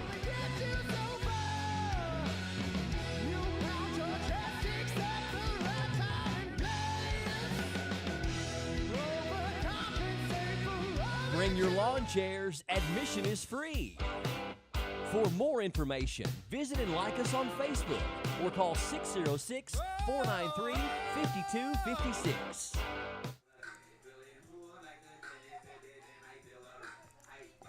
Well, halftime here at Jackson County High School here on Education Mountain. It is 32-22. The Generals leading Knott County here. I am Mick. He is Hunter. Hunter, my goodness, the very first part of the game, of that half, I should say, and the last part of that half, Jackson County. Everything in between, Knott County. And, well, this has been just a crazy game. I mean, every time it looked like, oh my, like Knott County was going to just start to move, Jackson County comes back and has an answer. Yeah, you know, been very impressed too with the Generals offense. You know, we was kind of talking there at the break. Last year, the Generals scored a grand total of 34 points all season. Right now they're 2 points away from matching their season total last year. So that just really gives to show, the credit that we need to give Coach Sizemore and his coaching staff. They've really, got their players to buy in. They've got new kids to come out, and they've got some more of your typical football athletes to join this year's team. And it's really paying off right here and showing tributes to that, a bunch of those kids, they play basketball. Our last touchdown, Titus Summers, he's probably going to be our starting point guard this year for the Generals on the basketball court. But he's made his presence known on the football field as well. Been very impressed with him too. We've been able to really take that momentum back to the Jackson County side. I thought the Generals have done a very good job at handling adversity. It seems like every time they get punched in the mouth, they come back with their own drive right when like you said, right when you feel like Knott County was fixing to slip away or take away, or it's like, oh, here we go, the train's fixing to fall off the track. Seems like the Generals always have some kind of answer, whether it's coming up with that turnover, whether it's a long drive and touchdown themselves. It's not really been a whole lot of, a long, lengthy drive. I've only had the Generals with 6 first downs, but they've had, all their touchdowns have been big boom plays. And they've rushed for 240 yards as a team compared to Knott County. They've got 79 yards on the ground, but they also have 99 through the air. Okay. And, they've got that 1-to-1 touchdown to interception ratio. But the Generals are winning the turnover battle due to Knott County has 2 and the Generals don't have any. Knott County is winning on the penalty side of it. But like you said, hats off to the Generals. Felt like they've done a very good job at handling this adversity. The late start time, everything, that really could have thrown this team off. I really feel like Coach Sizemore and his staff did a great job at keeping them locked in, keeping them engaged. And like you said, Knott County, I really felt like Knott County probably won probably 9 of the 12 minutes of the first quarter, and then probably half of the second. But the Generals, they've still, they didn't quit. Really dominated that last part of the second quarter, and really, we're like they've got the momentum. Feel like it's really going to come down to who has the ball last, and really, we really like to see a very good start this first 4 minutes out of the 12 of the third quarter with everything, just so that Generals keep it going. Don't want to give let Knott get a really long drive. I think, if that one thing that you might harp on in the Generals' defense is try to make Summers a little more uncomfortable. Yep. Really feel like, he's made himself established. I only had that one mental mistake of the interception, but I think, Coach Mullins, kind of went right back to him instantly and, just showed that confidence in him, and then, he led him down the field for a touchdown drive. Yep, and the key to that was, of course, obviously Shepard. As he really, Preston Shepard really, you can see why they rely on him, because he's done a great job, rushing in that first half. And he got injured a couple of times, but he's been able to bounce back, and he's going to gut it out here for the Patriots. Yeah, been really impressed too, with his mental toughness and his ability to keep going and not quitting. It's one of those you spend all summer with your guys out there on the field and grinding and everything, and you want them to be successful and you want to succeed with them. You don't want to be on the sidelines just watching. Yeah, amen to that. Now, of course, the big thing is we head into the second half here. Obviously, when you're at halftime, adjustments. What kind of adjustments? We'll start with Coach Mullins and the Patriots. What do they need to do to get back into this game? Because it seems like every time they seem to go ahead, the Generals have an answer for them. I really feel like, if you're Coach Mullins, you want to try to take away that big play. Maybe even, the Generals, that last play was on the outside, but the previous plays with all of Ethan Wilson's long runs, they were very, up the gut. So you maybe want to crowd the box. If you're Coach Mullins, maybe beg Ashton Ward to beat you, make him throw it. And then on the offensive end, I think you really just kind of keep doing your thing, especially if Shepard's not going to be able to go in this second half. You really want to see him. Probably going to rely on your freshman Summers to see if he can win this game for you. But and like I said, to really kind of stop that run game, conceal the edge if you're Knott County, and don't let them get those big run plays. Okay, let's flip the coin now with Coach Sizemore. What do you do to try to keep these guys from pulling back into this? I think if you're Coach Sizemore, one thing that I think Coach Mullins has kind of got onto, and you really saw it with that Summers touchdown to number 13 there, Mosley, right at the end of the second quarter there before the Generals' big play, was it seems like he's really going to probably try to go to that quick game, because I don't feel like our linebackers, it looks like that Coach Sizemore has been playing the zone coverage, and it really looks like that Coach Mullins has figured out maybe just kind of a quick screen or a quick slant to put the ball in his playmaker's hands and let it go. So, might be interested to see if Coach Sizemore is going to come out of that zone and maybe do a matchup zone instead of just have your linebackers like Hayes, kind of go out and maybe just give a little bump to try and make them feel a little more uncomfortable and things like that, just so that you can keep them off track and things like that. And then, on the offensive side, I really think you just got to keep getting the ball in your playmaker's hands until Knott County can do something different. That's really how I feel about that. And then, maybe too, try to sneak a few passes in there more just to make them respect it, so you don't get into that where Knott County loads the box and doesn't let Ward, get comfortable and blow everything up. Well, I tell you what, we still got a second half of football to play here, and it's been a very entertaining football game, regardless of who you're rooting for here. And it's been it's been a lot of fun, and we got another half to go yet. I can't wait. It's Jackson County getting ready to take on Knott County, and the second half is coming up next here on PRTC TV. You ready? You're gonna love this. To crank it up and rock it out. We took you backstage and we made you laugh out loud. We brought you great stories and a front row seat to some of country music's biggest stages. But trust us, y'all ain't seen nothing yet. That's an avalanche of awesome. This is the Circle Network, and we are just getting started. Most of us are in touch with the internet in one way or another all day long. A fast, secure connection matters. It keeps us entertained, informed, in touch. PRTC cares about your connection. We know strong, reliable internet with GigaSpire whole home Wi-Fi makes life better. If you need an upgrade or just have a question, get in touch. Call or visit PRTC online today. A bundle from PRTC is your local choice for internet, TV, and phone at a better value. Our internet's faster than ever, with consistent, affordable speeds, no matter how many devices are online. State-of-the-art TV connections deliver more HD choices, convenient DVR options, and now TV everywhere. And unlimited local calling with new long-distance plans, backed by exceptional 24-hour customer service. Make the local choice for a better value. Call or visit PRTC online today. As a U.S. veteran, imagine getting the care you need without driving all the way to Lexington. At the Virtual Living Room in McKee, you'll have access to VA doctors who can prescribe medications through an easy-to-use computer set up in a private, comfortable environment inside the Jackson County Public Library. Schedule an appointment through your VA doctor today. Gigabit broadband internet service for the Virtual Living Room is provided by PRTC. Not enough power? Not okay. Weak Wi-Fi? Also not okay. These days, your home's got Wi-Fi connected gadgets and devices here, there, everywhere, and they all use more and more Wi-Fi until, luckily, an easy upgrade to PRTC fast, reliable internet with GigaSpire whole home Wi-Fi makes it all okay.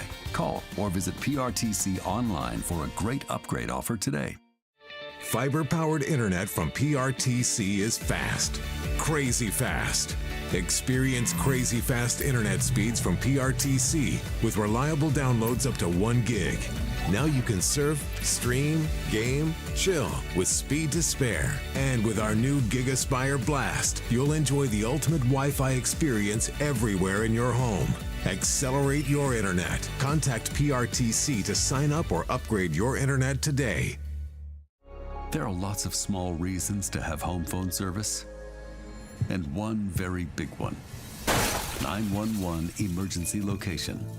Only a call from your home phone instantly transmits your address to emergency personnel. Cell phones can't. 911, what's your emergency? If trouble comes to your home, seconds count.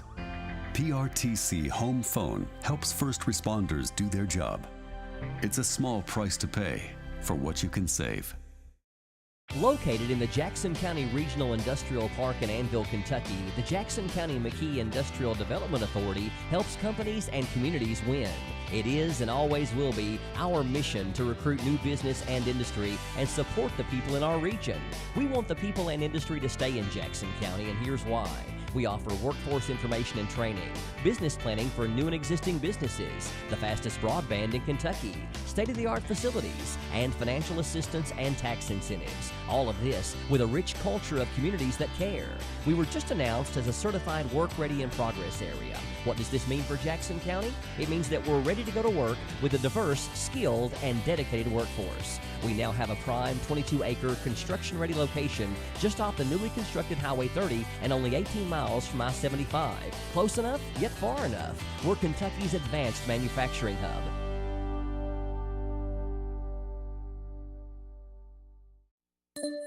Are you ready for a new school year? What better way to start a new school year off right than with a new device on the network that keeps our students and teachers connected? Appalachian Wireless. Whether you need a new smartphone, wearable, or an iPad, we have your back-to-school solution. Visit AppalachianWireless.com or go into one of our 26 retail locations for our back-to-school deals that'll help you show up and show out this school year. We are you. We are Appalachian Wireless. Go, y'all. Keep it up for the Generals.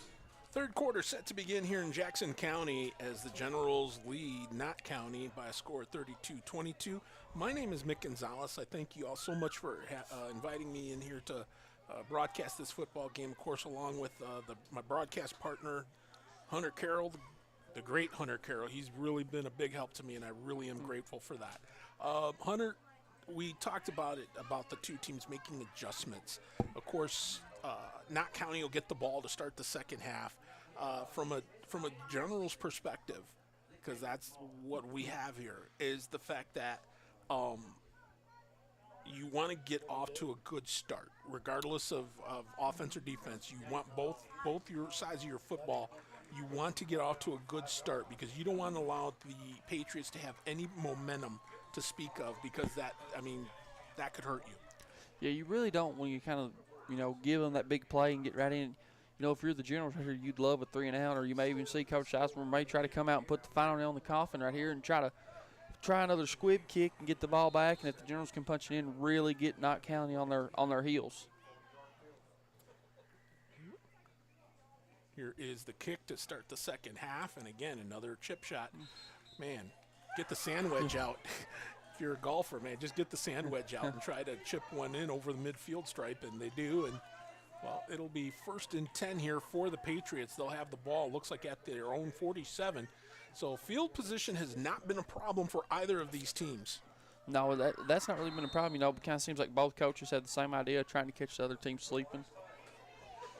And, well, they both appear to be drinking lots of coffee because they're wide awake. And unlike the broadcast crew here, because it's so late at night past our bedtime. But it's, we've got a whistle right out of the gate. Yep, I believe. I didn't see Shepard out there. Maybe kind of might have been some confusion because it looked like the second string tried to jot on there just a little too late. So I believe he might have think that Shepard was going to give it a go. Doesn't know if that's a sign of anything. I don't believe he's going to be able to go because I see Shepard over there on the bench, and looks like he's got his knee wrapped. I believe he's probably going to be done for the night. And that's a shame because he is such a great player. And, of course, it's the timeout having to be taken by Randall Mullins and Knott County. And speaking of which, we want to tip our hat to the viewers of Knott County, and also the fact that the Knott County high school community lost Gage Caudill to an accident a month ago. And so I just want to let you guys know we're thinking about you. 1st and 10 here for the Patriots as they have it at their own 47. Summers hands that ball off. And another big run to start the second half. That's exactly what the Patriots needed. And it's going to be a big run. And, well, we talked about it. One thing you don't want is you don't want a hot start if you're Jackson County by the Patriots. No, and really kind of touchdown saving tackle there by number 12, Titus Summers, able to make that stop of, really don't want to give that big chunk play. Don't really want, you may not want to get in that shootout if you're Coach Sizemore. Well, it's 1st and 10 here for the Patriots. Looks like they're at the 25-yard line. Here's the handoff and a ball. Well, a little miscue there by the Patriots, so it's good fortune there for the Generals. As I think again that footing comes into play here. Yeah, that, and like you said, that miscommunication too seems like they might have had just a little miscue there of one thought it was going to be the carry, maybe the other was thinking of this play action pass, but you were able to kind of put them back a little bit for a loss of 5 there. And that's what you want. So it'll be 2nd and 13. Ball at the 28. Summers going to air it out over here on the right side. And is that it? No, they're going to say incomplete. Lovell thought he had himself an interception. Yeah, I do believe, though, that was the right call there by the official. To me, it looked like from up here that Level did have the ball. The ball hits the turf before Level hit it, Props to Level for trying to sell it there to, get the ball back right there. But still, you're in a good spot right here if you're the Generals, 3rd and 13. Obviously the field position, you got to think that Coach Mullins is thinking 2 plays right here. You've got 2 plays to get 13 yards. So you really, kind of that bend don't break. It helps here, but you'd love to see a tackle for a loss if you're a Generals fan. And you got to be aware of that quick hitter also. We'll see what we got here. Here's the handoff going around the left side over there. Nice play. Shane Gibson, but he is dropped. So it's 4th down here for the Generals. Yeah, and right there, too, kind of seems like Coach Mullins and I were on the same page of trying to, you've got 2 plays there to get the first down. But, props to the Generals there. I believe Curtis was able to come in and make that tackle and only get a few yards, so you still got a 4th and long here. There you go, 4th down and 10, ball at the 25. So we'll see what type of play that Coach Mullins will pull up here.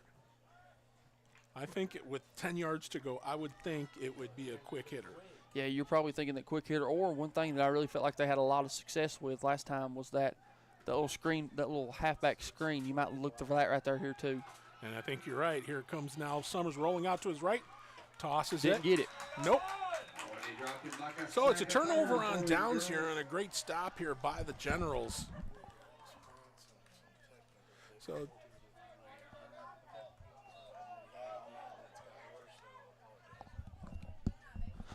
And too, Mick, real quick, we just want to send out an apology to all of our fans at home. We're having some technical difficulties with our camera view right here. It's kind of been, I think, coming out in and all night, but we just want to send apologies to all of our great viewers at home. So we're going to be single cameraing it for a bit. And if the sound goes, you'll know why.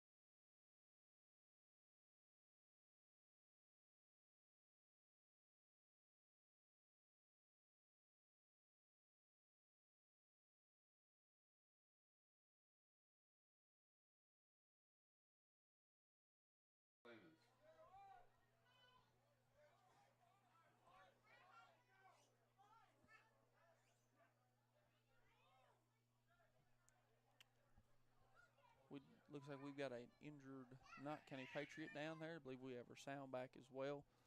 Yeah, we apologize for that, folks. Sometimes the weather gets into weather can affect not only things out on the field, but up here in the booth as well. But we got that resolved. Of course, the quick thinking here of our wonderful folks here working here with PRTC. And we're still continue to soldier on here and give you the game. Of course.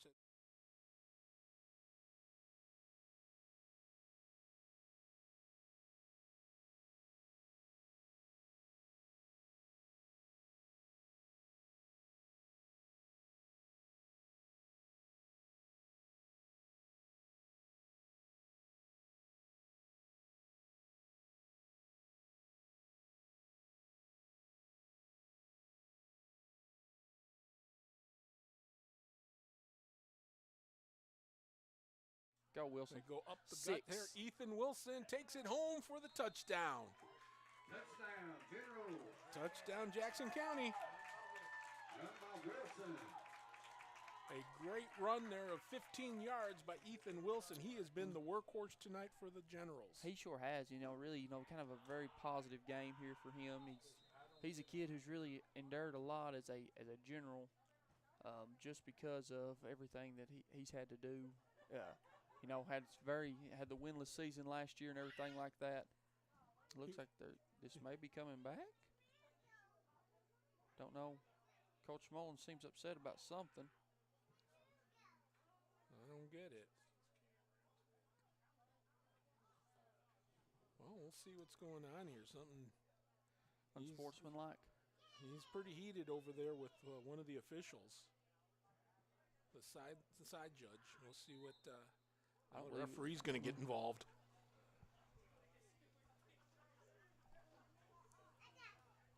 I don't believe it was any. He's walking away there. I don't know. I saw the unsportsmanlike, but I don't know if it was unsportsmanlike or a sideline warning. Yeah, I'm not sure. Well, looks like they're going to go for 2. So here we go. Up the gut they go, and it is good. Two-point conversion is good. So with 9:24 left to go here in this third quarter, it is a 40-22 General lead.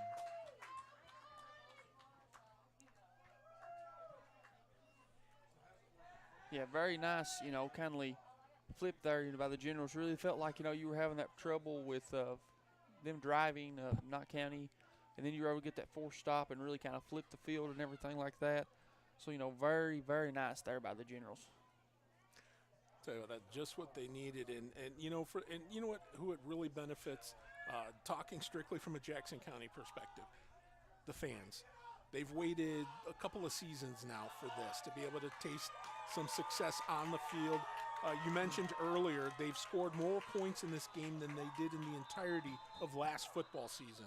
So, yes. The fact that they're able to see a game like this, where they're able to see their home team put up numbers like this has got to feel good. And having to endure what amounted to more or less a 3-hour delay before they could play the game. Yep. It makes it that much sweeter. So it looks like, too, Mick, we did have that unsportsmanlike because they've moved the ball up. So, I believe that was an unsportsmanlike on Knott County there at the end. Don't really know. So they applied it on the kick. Yeah, applied it on the kick. There was really hard to do 15 yards on the 2-yard line there. So what you're saying is if they do the chip shot, it's going to basically be like taking a full kick, full kick return.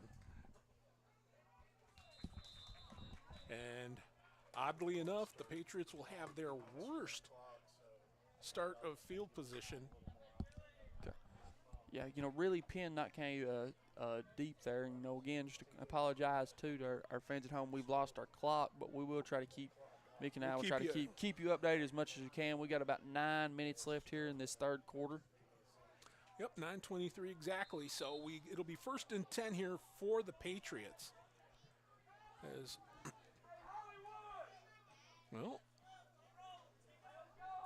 They're moving this back. Let's see, where are they scrimmaging from? On maybe the 13-yard line? Yep, looks like. Actually around the 15. I think they're on the 15-yard line. So here's the handoff as they go up the gut again over on the left side. So, again, this is one of those things where the Generals, they just need to, they can bend, but they can't break. Yeah, and, really, too, Knott County has proved, especially, Summers as their quarterback, it takes nothing to get back in the game with the arm like he has. It could be just a matter of moments, honestly. So, with the arm like he's got, real quick and he's in. They're not going to go away and they're not going to quit. Well, here you go. It's 2nd down and 5 from the 19. Rolling out now. Summers is going to keep it, but he's brought down. Nice tackle there by Curtis. Tackle by number 20, Curtis.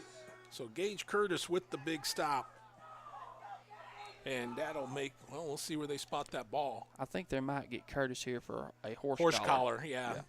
He got him from behind. I was kind of wondering that. So, unfortunately here for the Generals, they're going to, I believe, get a penalty here for a horse collar.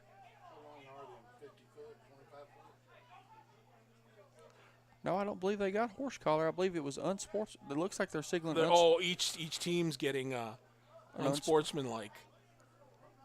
I don't know. Yeah, because that does. I don't think that's a sideline warning. I think that's offsetting penalties. Yeah, and I think kind of props here to the officials. It's getting a little chippy on both ends and things like that. And these two schools have kind of had a rivalry over the few years. They've both been very competitive games. A touchdown or two each way. So you really, that's one of those. It's just kind of maybe the heat of the moment got them right here. Really like to see the Generals get a 3-and-out right here. Well, we got some movement up on the line. It's just going to be a question of whether it's offside or if it's a false start. I believe it was offsides. So they're going to move it up 5 yards. And again, we talk about those penalties. That hurts.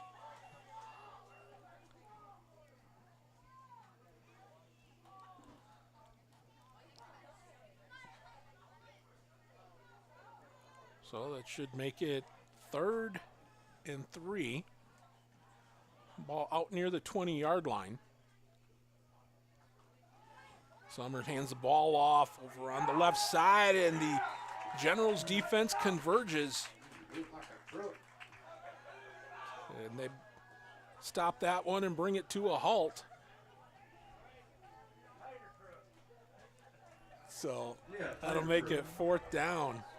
And at this point, too, with it being a 3-score game, you really don't want to go for it here. Or maybe, Coach Mullins feel like, he trusts his quarterback and his run game that they may try to go for it here. Feel like, that they've got their backs are against the wall right here, and this could be a big turning point right here. Well, 4th and a yard. And they're lined up to go. They're trying to draw them off, and it's not going to work. And it's either a timeout or is it a delay of game? I believe they called a timeout there. Yep, they did. And that's going to be something to watch too, Mick, because I believe that was their second timeout. So yes, they only have one timeout left of the game, and that might be one of those that might come back to bite them. But I think Coach Mullins, by the looks of it, he's got in his brain automatically that he's going for it right here. Well, we've got 6:57 to go here in the 3rd quarter. It is 40-22 Jackson County. And I'll tell you what, this has been a blast to sit up here and call. My first game here in the state of Kentucky. Very proud and honored to be welcomed in here to part of the PRTC group, as they allowed me to come in here and call this game with Hunter here. And tell you what, I'm so glad, because it's not only because being able to do this, but the fact that it's an entertaining ball game. Yeah, it's definitely been one to remember. A 3-hour delay there or more, and with apologies to Gilligan's Island, it was a 3-hour tour. Yes, yes, it was. And then everything. This has been a very competitive game on both sides. Been very impressed with the Generals, and been very impressed too with Knott County as well. Here we go. Here's the punt. And pretty decent punt. We'll see what kind of a bounce it takes. And it'll go into Jackson County territory. And the Generals, once again, decent field position as they'll start at their own 45-yard line. 1st and 10 for Jackson County. Well, as we said, the Generals, they will get set to take on Phelps on the road next week. They return back home, I believe, the following weekend, September 8th. Yep, for a game against Shawnee. Yep, and looking forward to that one. Yeah, that's a game that's that's kind of turned into a nice little rivalry between the two schools over the years and different things like that. Been very nice to have that rivalry with that school and everything like that. But like I said, still a lot of time left in this game. You really don't want we got work to do here first. Job's not finished. You don't want to look ahead. Here we go, 1st and 10 from the 44, they're calling it. And then again, another big run, and here you go. Off to the races, goes level. 56 yards, touchdown Jackson County. what can you say about this?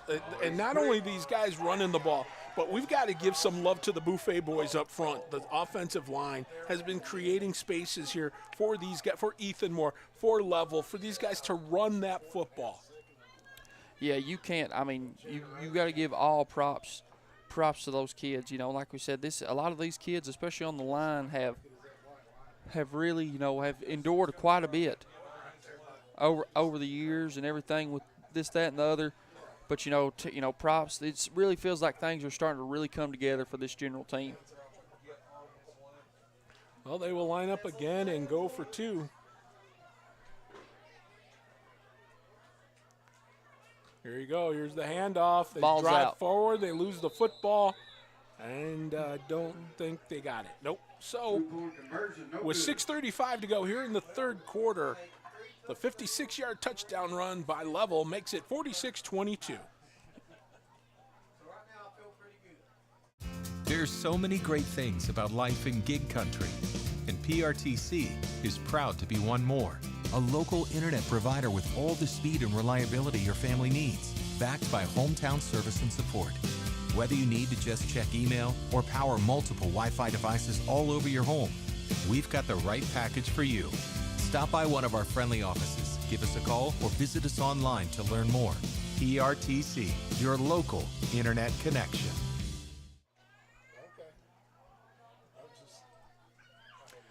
The 56-yard touchdown run by Jaden Level makes it 46-22 Jackson County. And, well, I tell you, this is, after scoring only 6 points last week against Trimble, and, of course, last week, Knott County put up 55. And, my goodness, to look at it on paper, you would think this should be, but that's why they play the games. So, yeah. And we've got, I think we've got another unsportsmanlike? Yep, because they're going to be kicking off again from the 45. And this is where, regardless of which side of this you're on, you've got to keep your team under control emotionally, because it's an emotion-filled game as it is.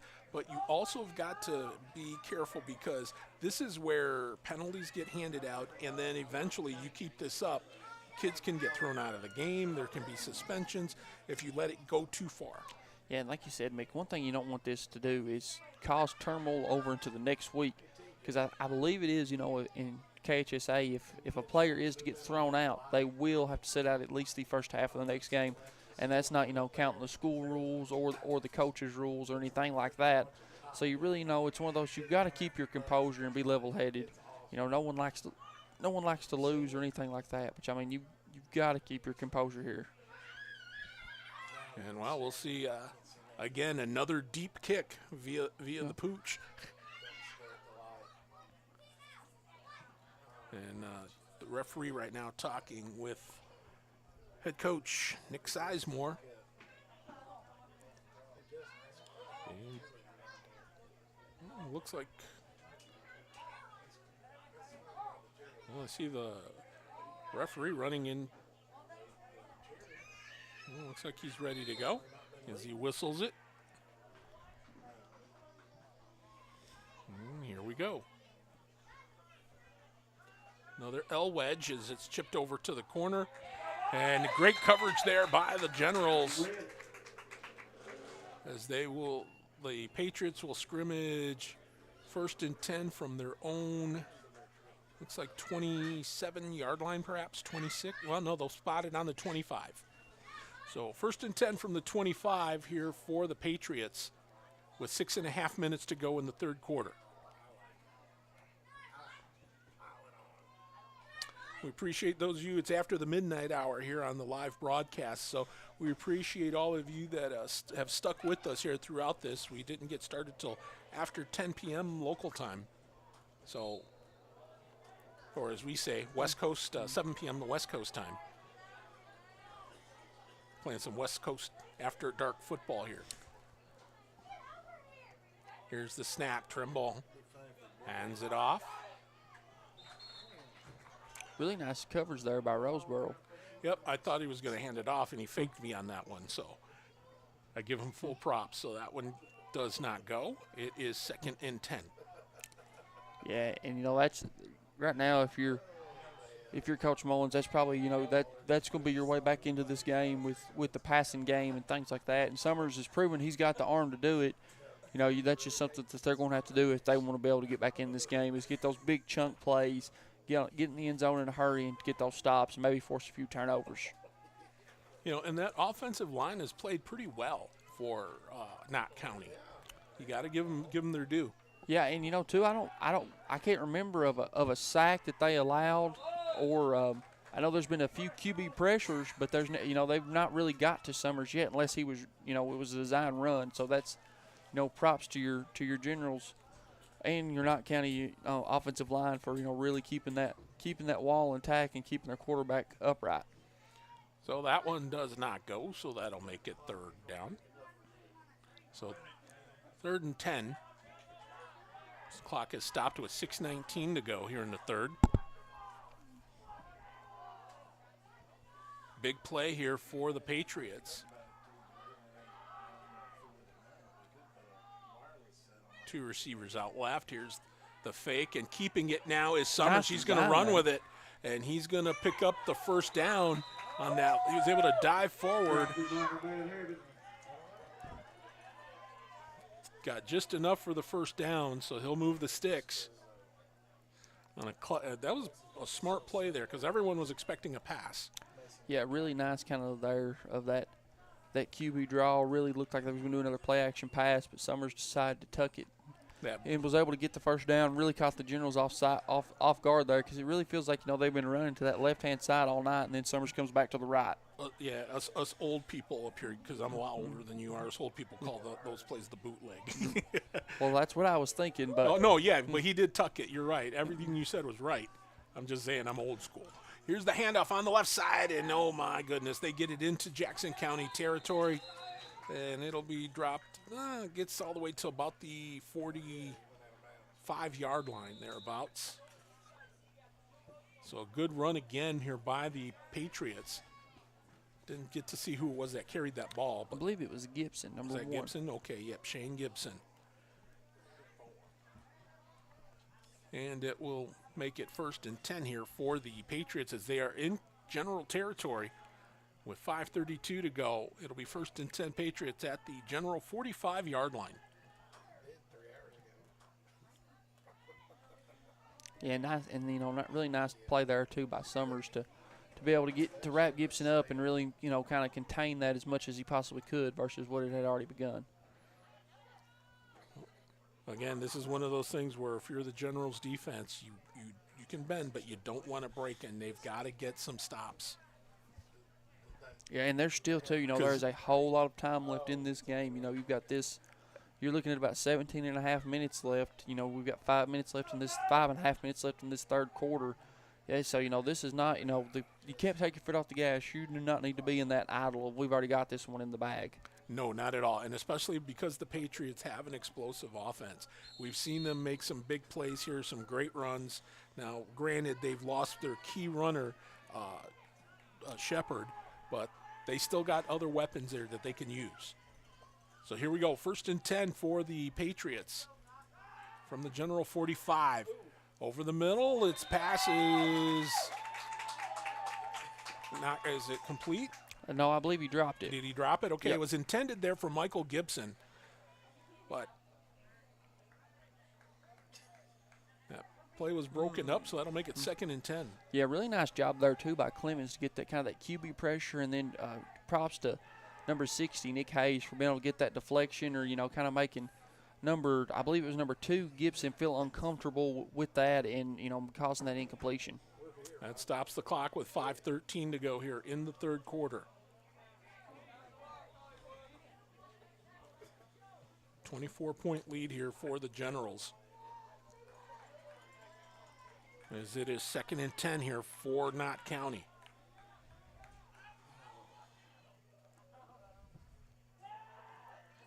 Summers drops back. He's going to throw it again.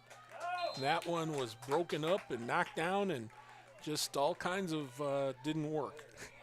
So that'll make it 3rd and 10. No.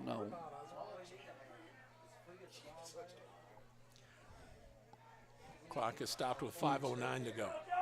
Yes.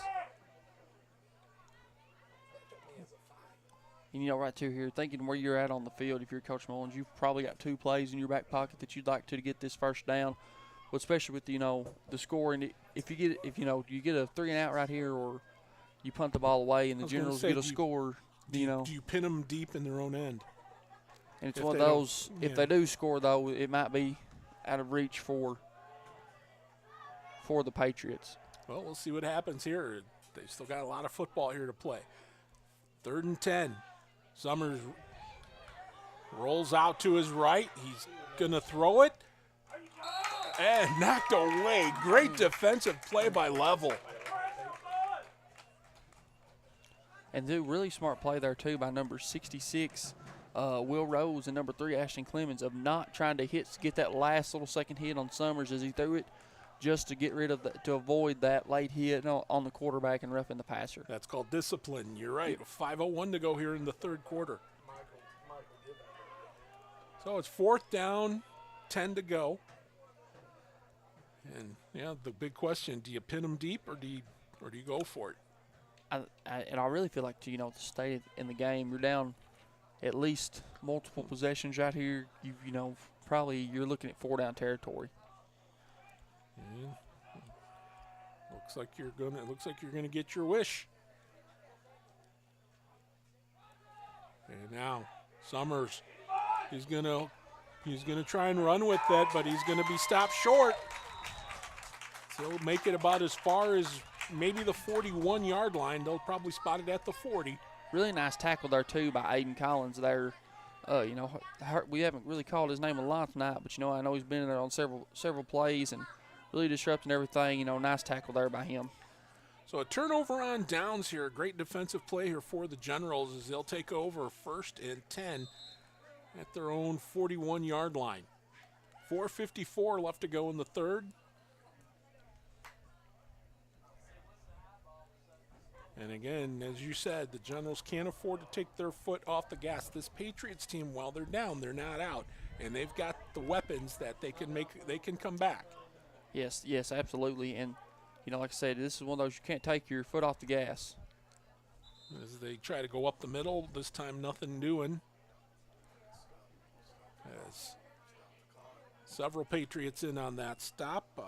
Looked and saw Hunter Thomas in there amongst others.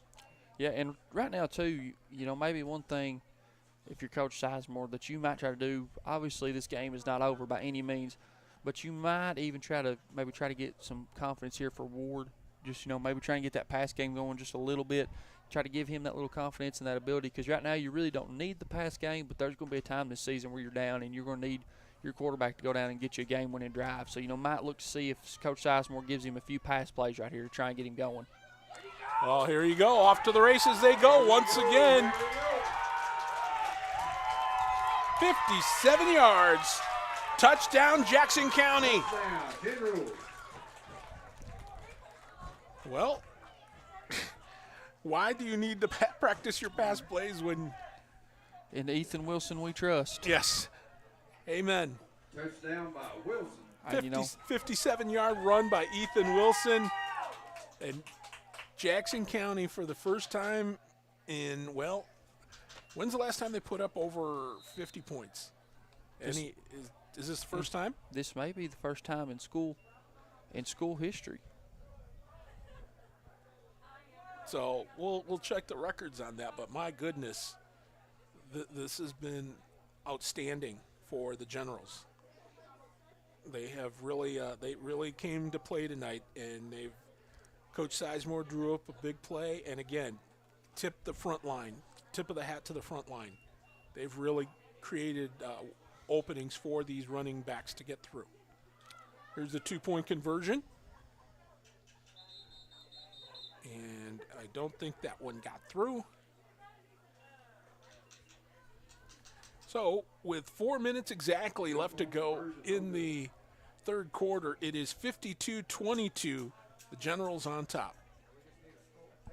Video gaming is a great way for families to have fun together. And PRTC's reliable internet and Wi-Fi is a game changer.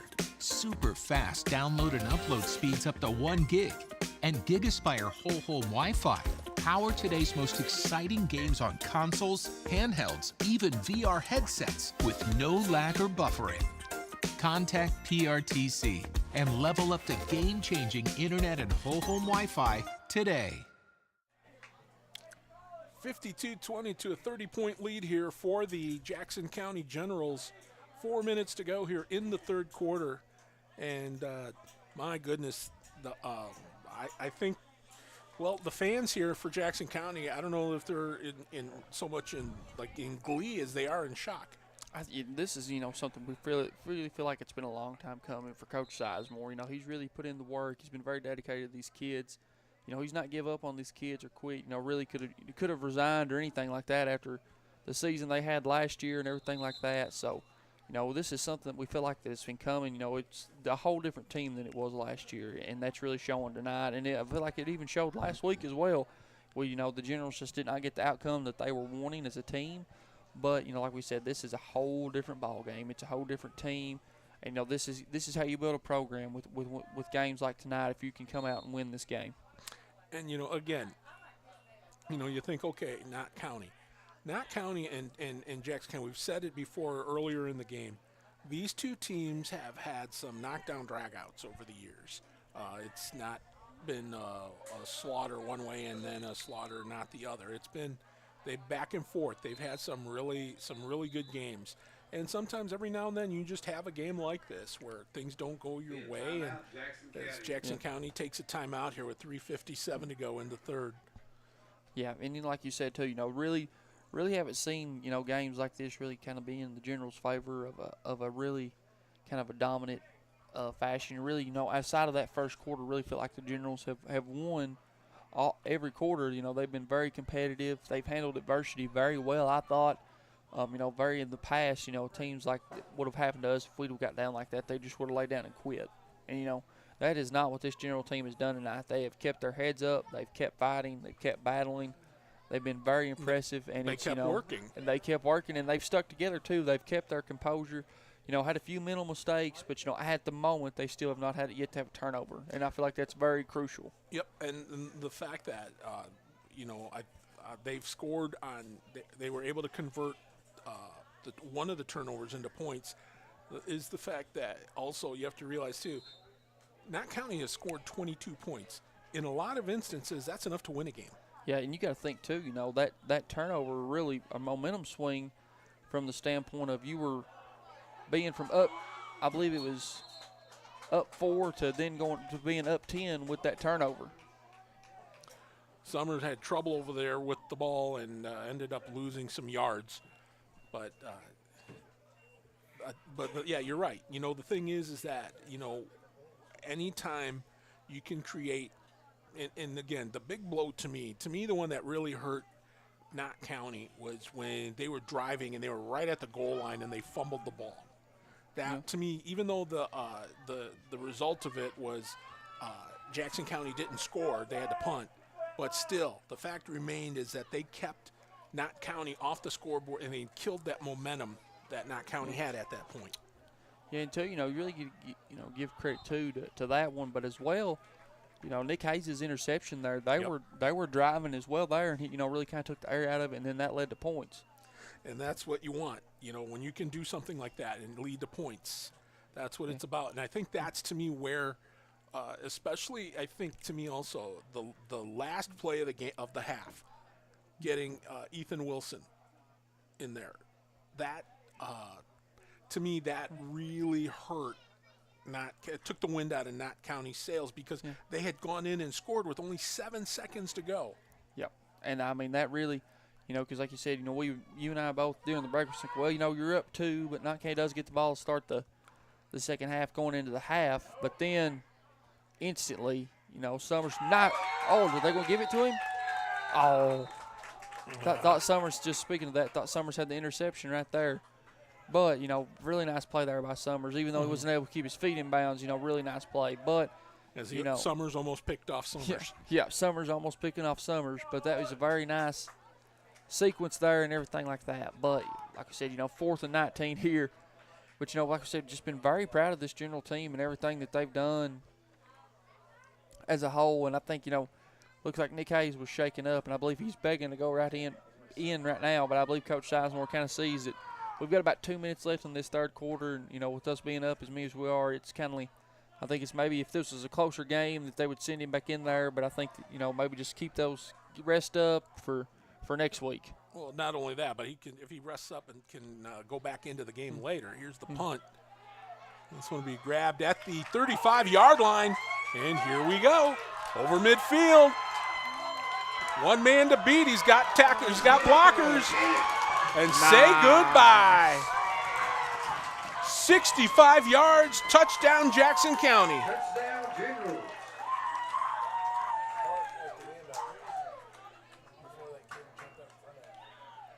Oh, my goodness. Yeah, number 3 there. Really nice play by Ashton Clemens on the punt return. Very impressive there, too. Really looked like he was going to get the was it called back? Coach Sizemore looks very frustrated about something. I couldn't tell. Oh. No, they're going for 2. It's just, how coaches are. They get frustrated about the other things other than what's actually happening out there. I believe that might be Coach Sizemore's frustration. I think that they've decided from now on that they're going to run the clock. It's got to that point where they're up so many. I think he might be a little frustrated about that. He still has a very young team and he wants to be still be able to work on different things and like that. But we're right at about 1:40 left in this third quarter. So that's just something that we really that he might have been frustrated with. But hey, props to them. Really nice return there by Clemens. I really feel like the Generals have clicked on all cylinders here tonight so far, and this has really felt like a complete game for the Generals. Oh, they still have yet to go for the deuce here. I believe there was a timeout there, maybe. Yeah, 58-22 here on the timeout, and we've still got $1:47 to go here in the third quarter. So again, we thank those of you that have you moonlighters out there that are staying up tonight, well past midnight. Kentucky high school football after dark. Yeah. It's definitely been after dark on this as we creep into Saturday morning. Yep. Here we go. As they're going to attempt a field goal here. Here's the snap. The kick is up. It's a line drive, and it's good. It was good. And, really, Mick, you probably didn't get a chance to see the game last year. That is really what ended up costing the Generals the game last year, is because they attempted the extra point on the PAT and kind of had some miscommunications and stuff and weren't able to get the kick off, and it was rushed and things like that, and that really kind of affected everything and did stuff like that. So, but props there to level on the PAT. Tell you what, that kid's a multifaceted kid. He is. So it's now 59-22. 59-22, and the clock will run the rest of the game. We've got about a minute left here in this third quarter. Now, since I'm the newbie here, can you tell me, do they stop the clock for change of possession? I don't think so. I think from here on out it will run until it's struck 0 or the coaches have a different point of view. But I mean, like you said, this has been very nice here for the Generals. This is something that's been coming a long time. I can remember of several nights, even when I was a high schooler and things like that, of the Generals being on the other side of this. So this is something that you're tickled to death for all these players and their parents, because without the parents, none of this would be possible too. Because without them, don't have rides to practice and different things like that. But Mick, I believe that might get us to the end of the third quarter with the running clock, because we've only got about 20 seconds left, and I don't see Coach Mullins running a play at this moment. No, he's still got a huddle in yet. They haven't even made the huddle yet. So I think they're just going to wait for the fourth quarter, change ends, and just start afresh. So it's been all Jackson County here in this second half, as they've just been tearing it up, as they have taken a 59-22 lead into this fourth quarter. And we'll be back with more right here on PRTC TV. Yes, we're all quite over staying home right now. But we can make it better by streaming the great shows and movies we've been wanting to see. PRTC can help with fast, reliable internet speeds up to 1 gig, enhanced by reliable Wi-Fi. Stream all you want, no matter how many gadgets are going at once. And with our new GigaSpire Blast, you'll enjoy the ultimate Wi-Fi experience everywhere in your home. Contact PRTC to sign up or upgrade today.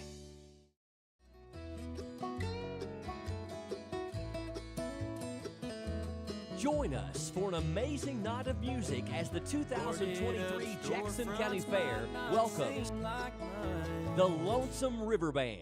I'm a little sleepy, but I'm still alive. Still good for a Sunday. And Southern Raised. Southern Raised, red like the red in the Georgia clay. I can outrun any old G-man. It might as well be pushing. Thursday, August 31st in downtown McKee. Who will come and go with me as I journey on? Admission is free. Bring your own lawn chairs. For more info, visit and like us on Facebook or call 606-493-5256. Education Hill's a hopping here with 1st and 10 for the. Here's the handoff over on the left side, and it's again a good stop there at midfield. So a pickup of about 4 yards, it looks like. So that'll make it 2nd down. Well, let's see. They're going to spot the ball. It looks like at the. Give them a little friendly spot there. Yeah, for Jackson County, yeah. 48, we'll call it. Right between the 48 and the 49. So it's 2nd down. We'll call it a long 7, short 8. Running clock here for the rest of the ball game. And that one goes up the gut. Be shy of the 1st down there, as that was Mr. Bryson Everidge. He's kind of had to take over here because of Jaden Shepard being hurt. Or I'm sorry, Preston Shepard. Preston Shepard being injured. And that probably doesn't help. So they're in Jackson County territory at about the 47-yard line. So it'll be 3rd down. We'll call it 3.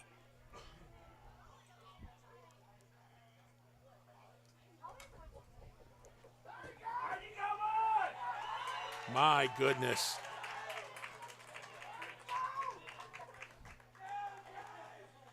Really nice play there, too, by Gibson. He really kind of blew that play up from the did, start. didn't he? He didn't make the tackle, but he was able to blow up that play. So that'll make it 4th down. We'll call it 4. And a punting situation, although at this point with the running clock, if you're the Patriots, you're going for it. You're probably going for it right here, yeah. And one thing, too, we're starting to get in that, as we get down to, a little under 10 minutes right now, you're really starting to get in that category where this game might be out of reach. But I think if you're Coach Mullins, let's try and win this quarter, because they've yet to win a quarter tonight here. But you really feel like that's something that you need to do, just so you can work on things you can work on in the future. This way, when you look at the film this upcoming week and you get ready for your next opponent, is you're probably going to be 1-1. Of like, how can we get better? What did we do right? What did we do wrong? How can we improve from this and keep going? Well, turnover on downs here for the Generals. And I believe Coach Sizemore has decided to put in the 2nd string. So I believe I've seen the offense coordinator saying for the 2s. And I don't see Ashton Ward coming in at quarterback, so I believe that we will probably go to our 2nd string. Which would be Carson Hall? No, I believe it's probably going to be maybe Ashton Clemens or Braxton Clemens. Probably Braxton Clemens. Okay.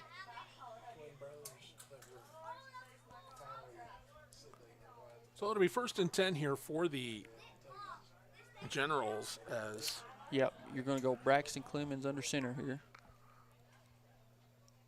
And right now, if you're the Generals, well, I was going to say, you're just going to keep running the ball because you don't want to stop the clock. Well, it doesn't stop. But No. I mean, the point is that you just want, especially with these young kids, getting their first taste of football here this season. You don't want to do anything that they're, try anything crazy. You want to be able to give them stuff that they're used to seeing in practice, that they're familiar with, plays that they're used to. Yeah, and this too, that gives them the opportunity to kind of work on things and get better moving forward, because this is stuff they've never done before. They're not getting. You can't really do or stimulate a varsity experience for anyone, no matter who you are, no matter how intense your practices are. This, against another team, this is something that they've not seen. And this time around, it doesn't quite go as well as Roseboro. Yep, Roseboro tried to haul that one, but he was hauled down. Yeah, I believe maybe he lost it. Maybe a loss of one there, a loss of two. Yep, so that'll make 3rd down and 4. Clock continues to run here with 7:21 to go here in the ball game. And the other thing too is with these kids is the fact that they get this experience, and they also want to say, "Hey, coach, take a look at what I'm doing." If they want, if they as a go-to just in case for the next man up. Yep.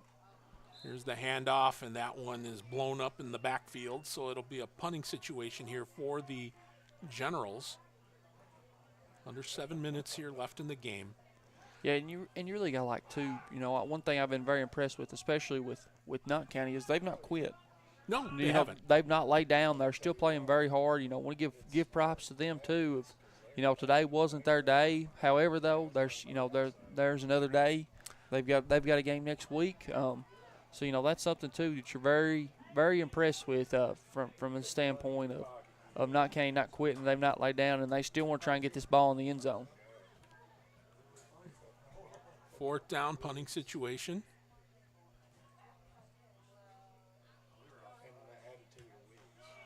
Nice punt. Booming kick. That one does take a Knott County bounce, but it's going to be downed. Let's see where they spot it. Right at the 20? Right at the 20? 19 maybe? Oh. But one thing too, like you said, we got about 6 minutes left here in this ball game. And stuff like that, stimulating those live punts, just stuff that even you do it in practice, but really sometimes it could come off as that you're just going through the motions. So with that, it just gives you that opportunity to get that live in-game experience, as we call it, live ammo. Yep. So, and don't forget here, folks, we've also got here in a few minutes, we're going to be, my partner here, Hunter Carroll, is going to be announcing the PRTC Player of the Game. And I think we got a pretty good idea, more or less. Yeah, and we may have co-players of the game. Really feel like that, there's 2 kids that have really earned that opportunity. There you go. So it's 1st and 10 here for the Patriots. They have the ball at their own 19-yard line. Yeah, it looks like, too, that maybe Coach Mullins is going to with his 2nd string as well. I don't see Summers in at quarterback anymore, so they may have decided to try to get some of their younger kids some more experience as well. I think that's Carson Hall at quarterback. Yep. He's a freshman. And so good chance for him to get see what it's like to play big boy football. Yeah, getting those first varsity experience, for him, for that young man, that's probably something, he was hoping it would be coming as a W, but, still, you got to make the best of your opportunity and learn from it regardless of the outcome or what the situation is. So it'll be, they get enough for the 1st down, 1st and 10 at the 30-yard line.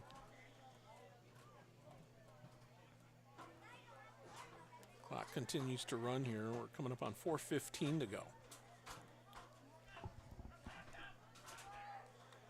And Patriots aren't rushing through to get to the line, so here's the snap. Ball's out. Yep. I can't tell who's on it either. Maybe the Generals may have recovered that one. Well, I don't see any signal saying so, but we'll see what we got.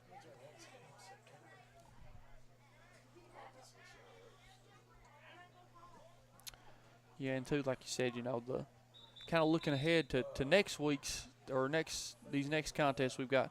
The Generals will be on the road next week at Phelps, but then we will we will be back on September the 8th for our next home game against Shawnee. You know, that's something we're looking forward to as well, getting to cover these Generals again. The gentleman from Louisville. Yes. I did say that right, didn't I? You did. Not bad for a northerner. Nope. 3.5 minutes to go here in this one. And, again, can't thank the folks here with PRTC TV enough for giving me an opportunity here. And, of course, Hunter here, Carroll, taking me under his wing, even though I'm walking in here a newbie. And he has just been really gracious and taking care of me and trying to make me almost sound competent. Almost being the operative word there. Anyway. The pleasure is all mine. I'm still trying to learn everything a little bit of. You're doing awesome. But here we go. Here's a run now. Big time run. It. And nope, a touchdown saving tackle. Nice tackle there by number 78. We don't have a 78 here on the roster. That might be Caleb Blake's because we don't have a number for him. Yep. But, very nice, tackle saving play there, and you really hope that Gibson's okay. A tackle like that could be one of those where you get the breath knocked out of you because you don't expect it coming, and then if you get hit with the football right in your abdomen, then it's like, and it's the worst. So you lose your catch, you got to catch your breath and everything. Shane Gibson, slow to go back into the huddle, but 2:15 to go. 1st and 10 here for the Patriots. They have the ball at the Jackson 35-yard line. And it's too, you're kind of at that point in the game too where we're on both sides of the coaches. You don't want, you want to get out here and live to fight another day if you're not county, and if you're Jackson County, you really don't want to try to get any child or hurt on either side of things like that. We've got a minute 45 left. Let's just kind of hang out here and let's show our sportsmanship and things like that. Not make any mental mistakes or do anything dumb. Yeah, but I credit Carson there on the snap for Knott County. Carson Hall, he had a rotten snap there at his feet, and he was still able to make, as we like to say, when you're able to make, just a nice souffle out of some ugly eggs. Yes. So that's the good way to put it. So anyway, we've got coming up on 70 seconds left here in this one, and it looks like we've got a penalty. Yeah, I think you had maybe an unsportsmanlike conduct there by the Generals, and it may be one of those two.